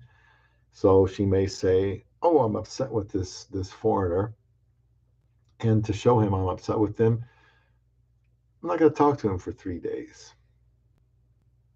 I'm not going to show up for that chat. Well, that's just bad. Recognize that Tampo is part of the culture. I do have a video. Excuse me. It's a live stream on Tampo. I don't know what it's called. Best way to deal with Tampo or something like that. But it's out there, either on one of my playlists or a Google search. You're welcome, Parabiology. So Tampo, that's the silent treatment. And she feels that you have wronged her in some way. Whether there's any truth to that or not, you want to smooth it over. But also politely say that I don't really appreciate the silent treatment. I don't think it's a healthy way to have a relationship. But it may be there initially, and you just have to gently say, I don't like this. We can't communicate like this. Let's be open and honest and just, apologize right away if you've done something wrong. even in my relationship now, if I know I've upset my wife, and she's silent, gives me a silent treatment, then I've really hurt her, because she really, really doesn't do that. But if she does, you know, it's serious. Thought she ghosted me and started talking to four other girls, parabiology said. Um, when you started talking to four other girls, she could have. Hard to know if the communication is broken down. Jeff says I'm going to stick to meeting my Filipina next month for the first time. Do you mind, Jeff, letting me know where she lives? My wife was in uh, municipality in Davao City, Philippines. Davao City is like, at the time of like 1.5, 2 million, maybe. Big, but big enough that there's, provincial areas that's small. Um, so anyway, we were just there in March and April of this year. I've been there 5 times. I probably won't go with her the next time. But I appreciate you guys contributing your comments and certainly giving me your ear here tonight. Negros Occidental, is that in Mindanao? I don't want to assume it is. Davao City is in Mindanao.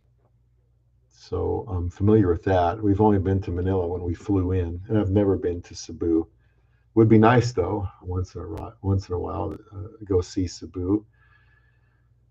Parabiology asks, was I wrong to do that? Should I have really accepted someone giving me the silent treatment for so long? 2 weeks. I moved on with one of the other girls, but that one still wants me back. 2 weeks is too long for the silent treatment. So in my opinion, there's more to it than that.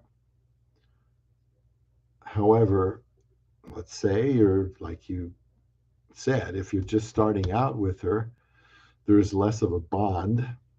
And so she might not think anything of blowing you off for 2 weeks because she doesn't know you very well.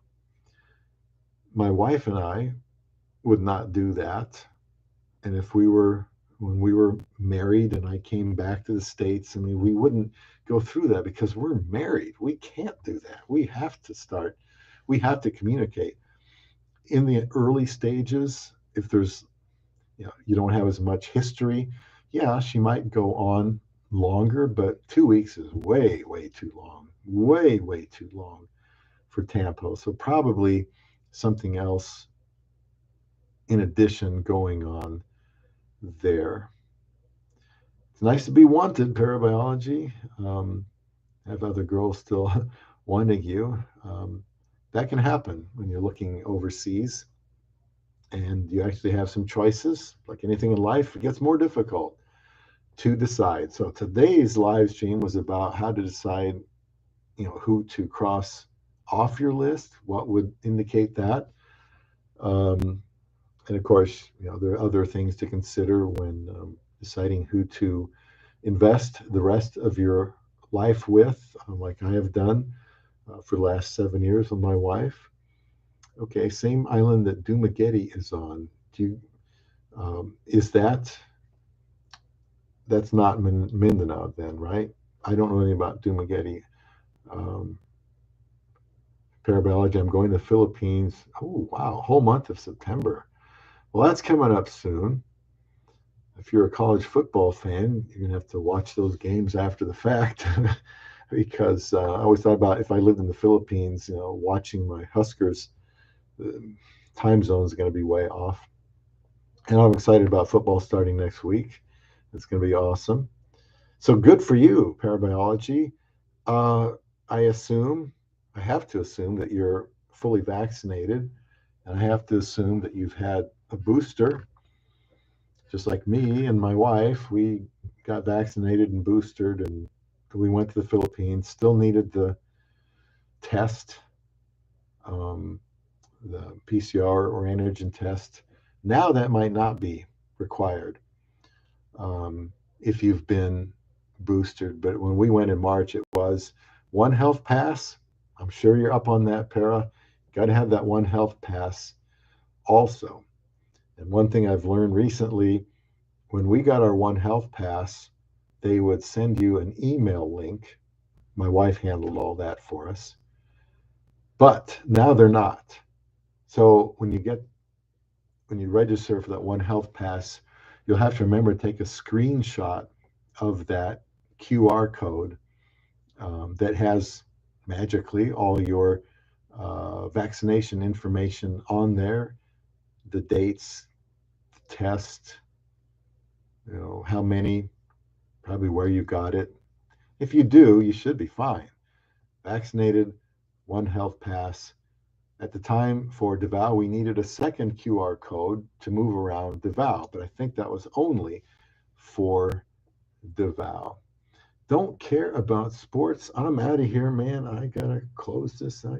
Somebody doesn't care about sports. How can you not care about sports? But that's okay. That's okay. Here in Nebraska, sometimes, well, that's our biggest claim to fame. We haven't been good for a while, but hopefully this year we'll start to get better. Now you say no booster, hell no. I was dumb enough to get the J&J. So you got the one shot, but if you haven't been boosted yet, please check out Jennifer Terry, JENNIFER. I believe it's TERRI. Jennifer Terry. She lives in Tagum. It's Davao City area, Mindanao, and she has probably the very best up-to-date information on the travel plans. I know they just said if you're boosted, you can waive your, I think you can waive the PCR test. That would have saved us $450. We paid $450 for a rapid travel PCR so we could go. And I think the booster allows you to waive the insurance, the travel health insurance, which was, what did that cost me? $200. But I think both of those you don't need if you've been boosted. If you haven't, you may need to get the PCR test before you go, which is a cost, but also if you get a negative, false negative, false positive, I should say, that would derail your plans for a while. So that's something to think about. Or if you get one that isn't rapid, you might not get it back in time to get it loaded on your One Health Pass. So please look into what you need as somebody that is vaccinated but not boosted. You may also need the $35,000 health. They call it COVID insurance. It's health insurance. It's never going to say COVID probably on your insurance, but we did that, and I don't think I have written down here what we used, but that was another couple $100. So please look into that. You do not want to find out at the airport, oh, sir, where's your PCR test, antigen test? I know you've been vaccinated, but because you haven't been boosted, you got to produce this. Or how about your insurance? Don't take any chances. Find out what you need. Jennifer Terry's YouTube channel, it's updated all the time. Surfing. Did you grow up in California? Parabiology? You probably did.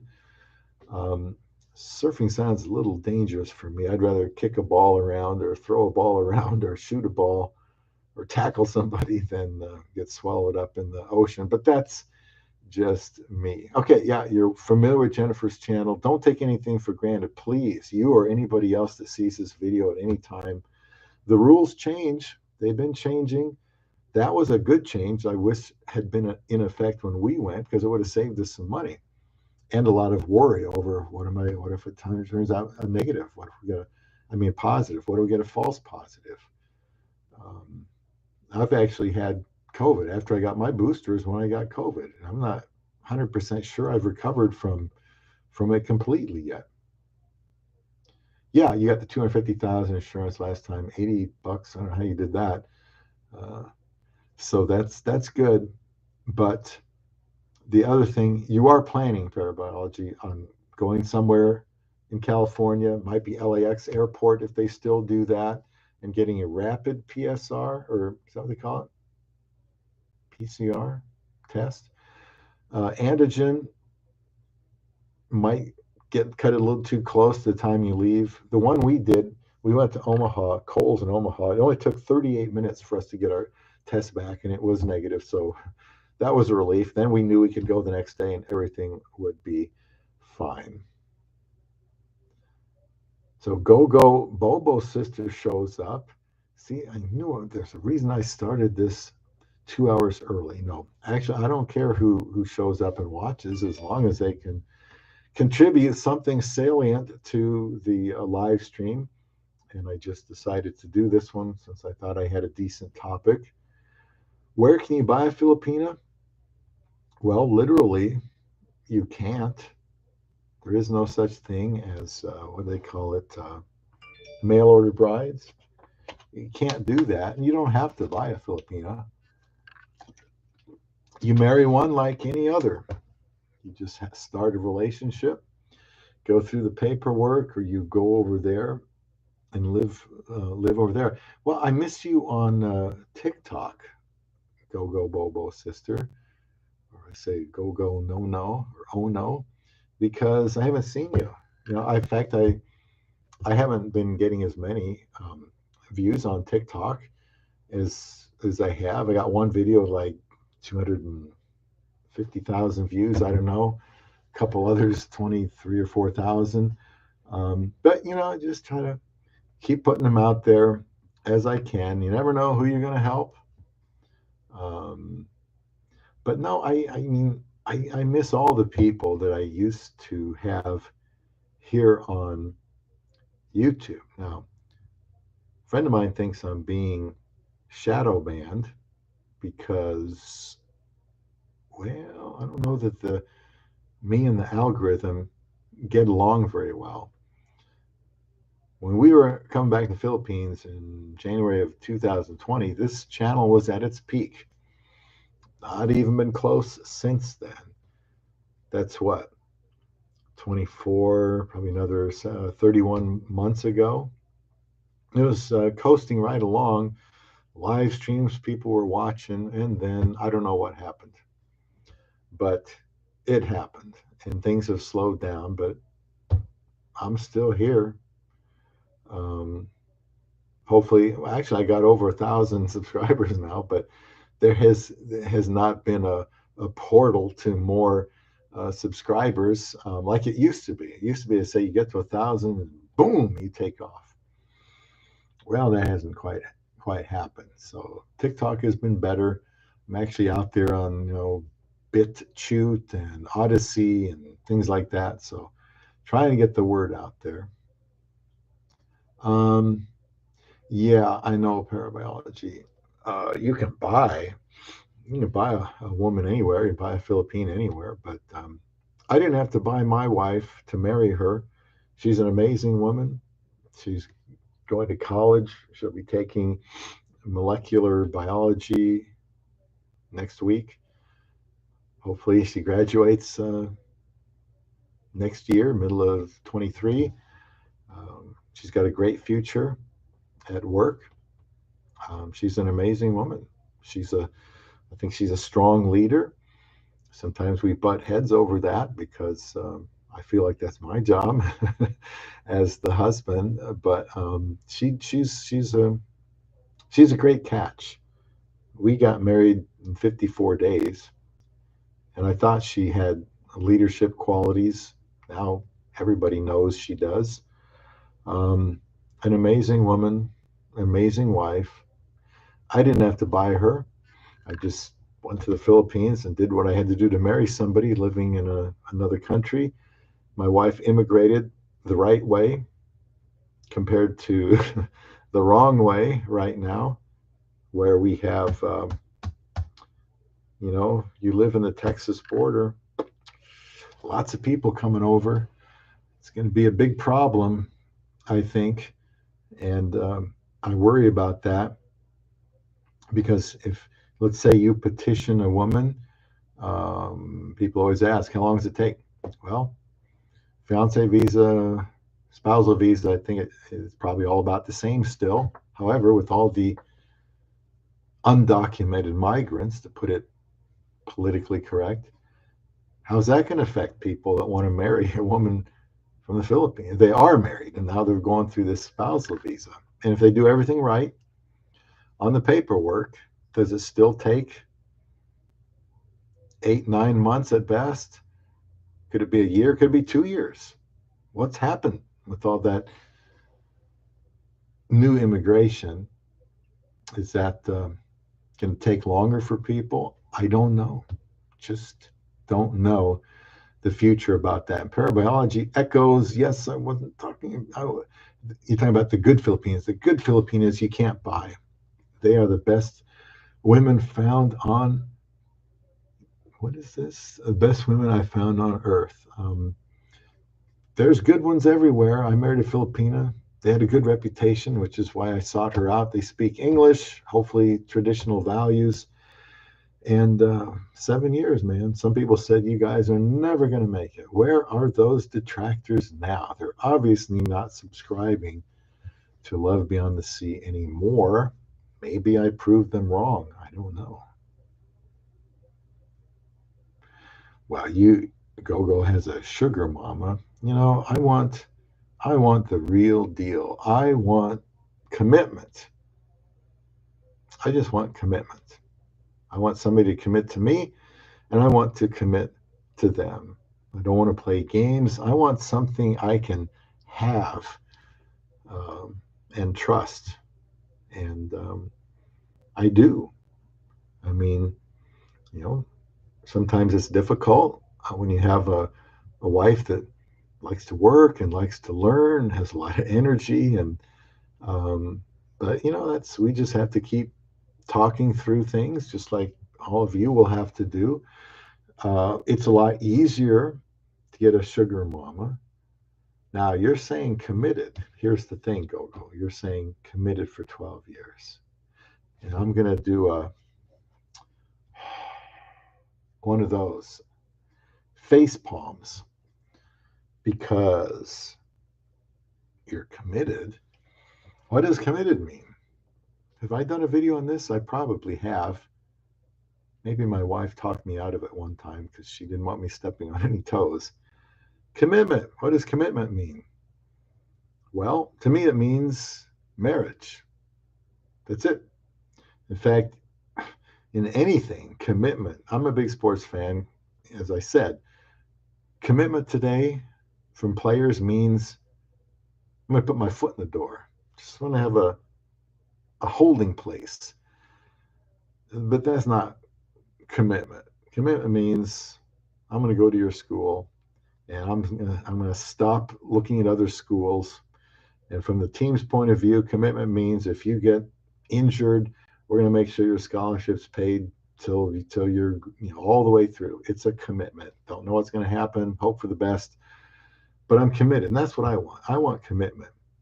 And go with commitment comes risk. Maybe you're wanting to avoid risk.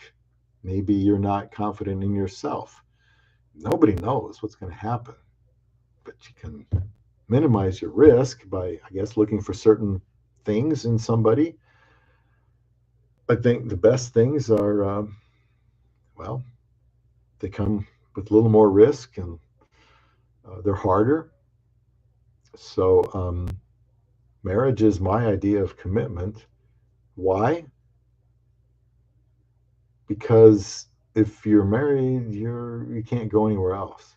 I actually tried to, there was a girl one time before I married my wife, and she was engaged to be married. Now, I liked her. She was engaged to be married. I thought I could make her a better husband. And her wedding was coming up in 2 weeks.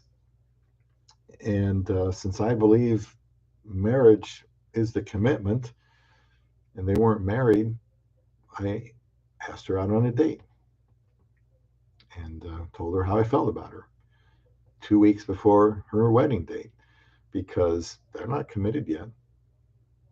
They have an indication that they want to be committed. He bought her a engagement ring and all that, but look, they're not committed. yet. So I tried to get in there. Didn't work.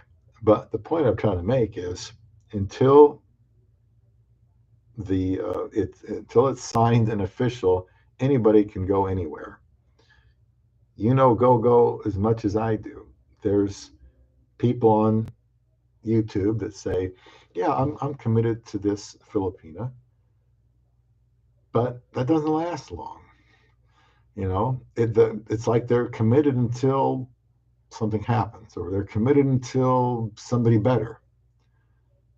I mean, it's you can do that, but I'd rather have something. You say I'd rather own than lease. Rather own. That's just me. I wasn't afraid to have some risk to get married so quickly. Wasn't my intention, believe me. Caught me by surprise. But we are committed, and we got to work through it. Here's the thing, though. You say you're committed to somebody for 12 years. You may live in the Philippines. I have no idea. I'm going to assume you do. Any other guy can wedge his way in there and take her away because she has no commitment to you, and you don't have any commitment to her, just on your own terms, but not legally, not literally. So I'm just big on marriage, because then I made a public profession before her family, her friends, my family and friends, that we're going to stay married. I have to. I have no choice. Okay. I was committed to my job for 40 years, same place, all the iterations and name changes. I was still there. Weekends, holidays, weekends, when I was on vacation, I'd go into work. I was committed, but I could have worked anywhere else if I wanted to. Can't do that with my wife. Doesn't matter how bad it gets. I owe her opportunity to make it work. And I would say she has the same for me. And there's going to be some rough waters one of these times. You never know what's going to happen. So you're playing it safe. Many others are playing it safe. Safe financially, safe maybe emotionally, I guess. And I'm not a riverboat gambler by any means, but I prefer security of marriage. At least that's the way I feel about it. So go. I'm glad you're here. Any comment can potentially contribute to the good of this live stream, as long as it's seen out there. So thank you for joining here. I started early because I thought I might go out for a walk later, but it might rain. So thank you. This topic was about 31 ways to know if your relationship should be ended. Normally, we want to have relationships and have them work out, but sometimes you need to know when to say it doesn't have potential. That's what this live stream has been about tonight. I'm glad I started early. I didn't know we were going to be doing this for 2 hours and 13 minutes. Glad I didn't have some coffee for this one either. So thank you very much for everybody here joining in and contributing and leaving a comment and watching. Hopefully you learned something. And hopefully I'll have another topic one of these days for another live stream we can do here on Love Beyond the Sea.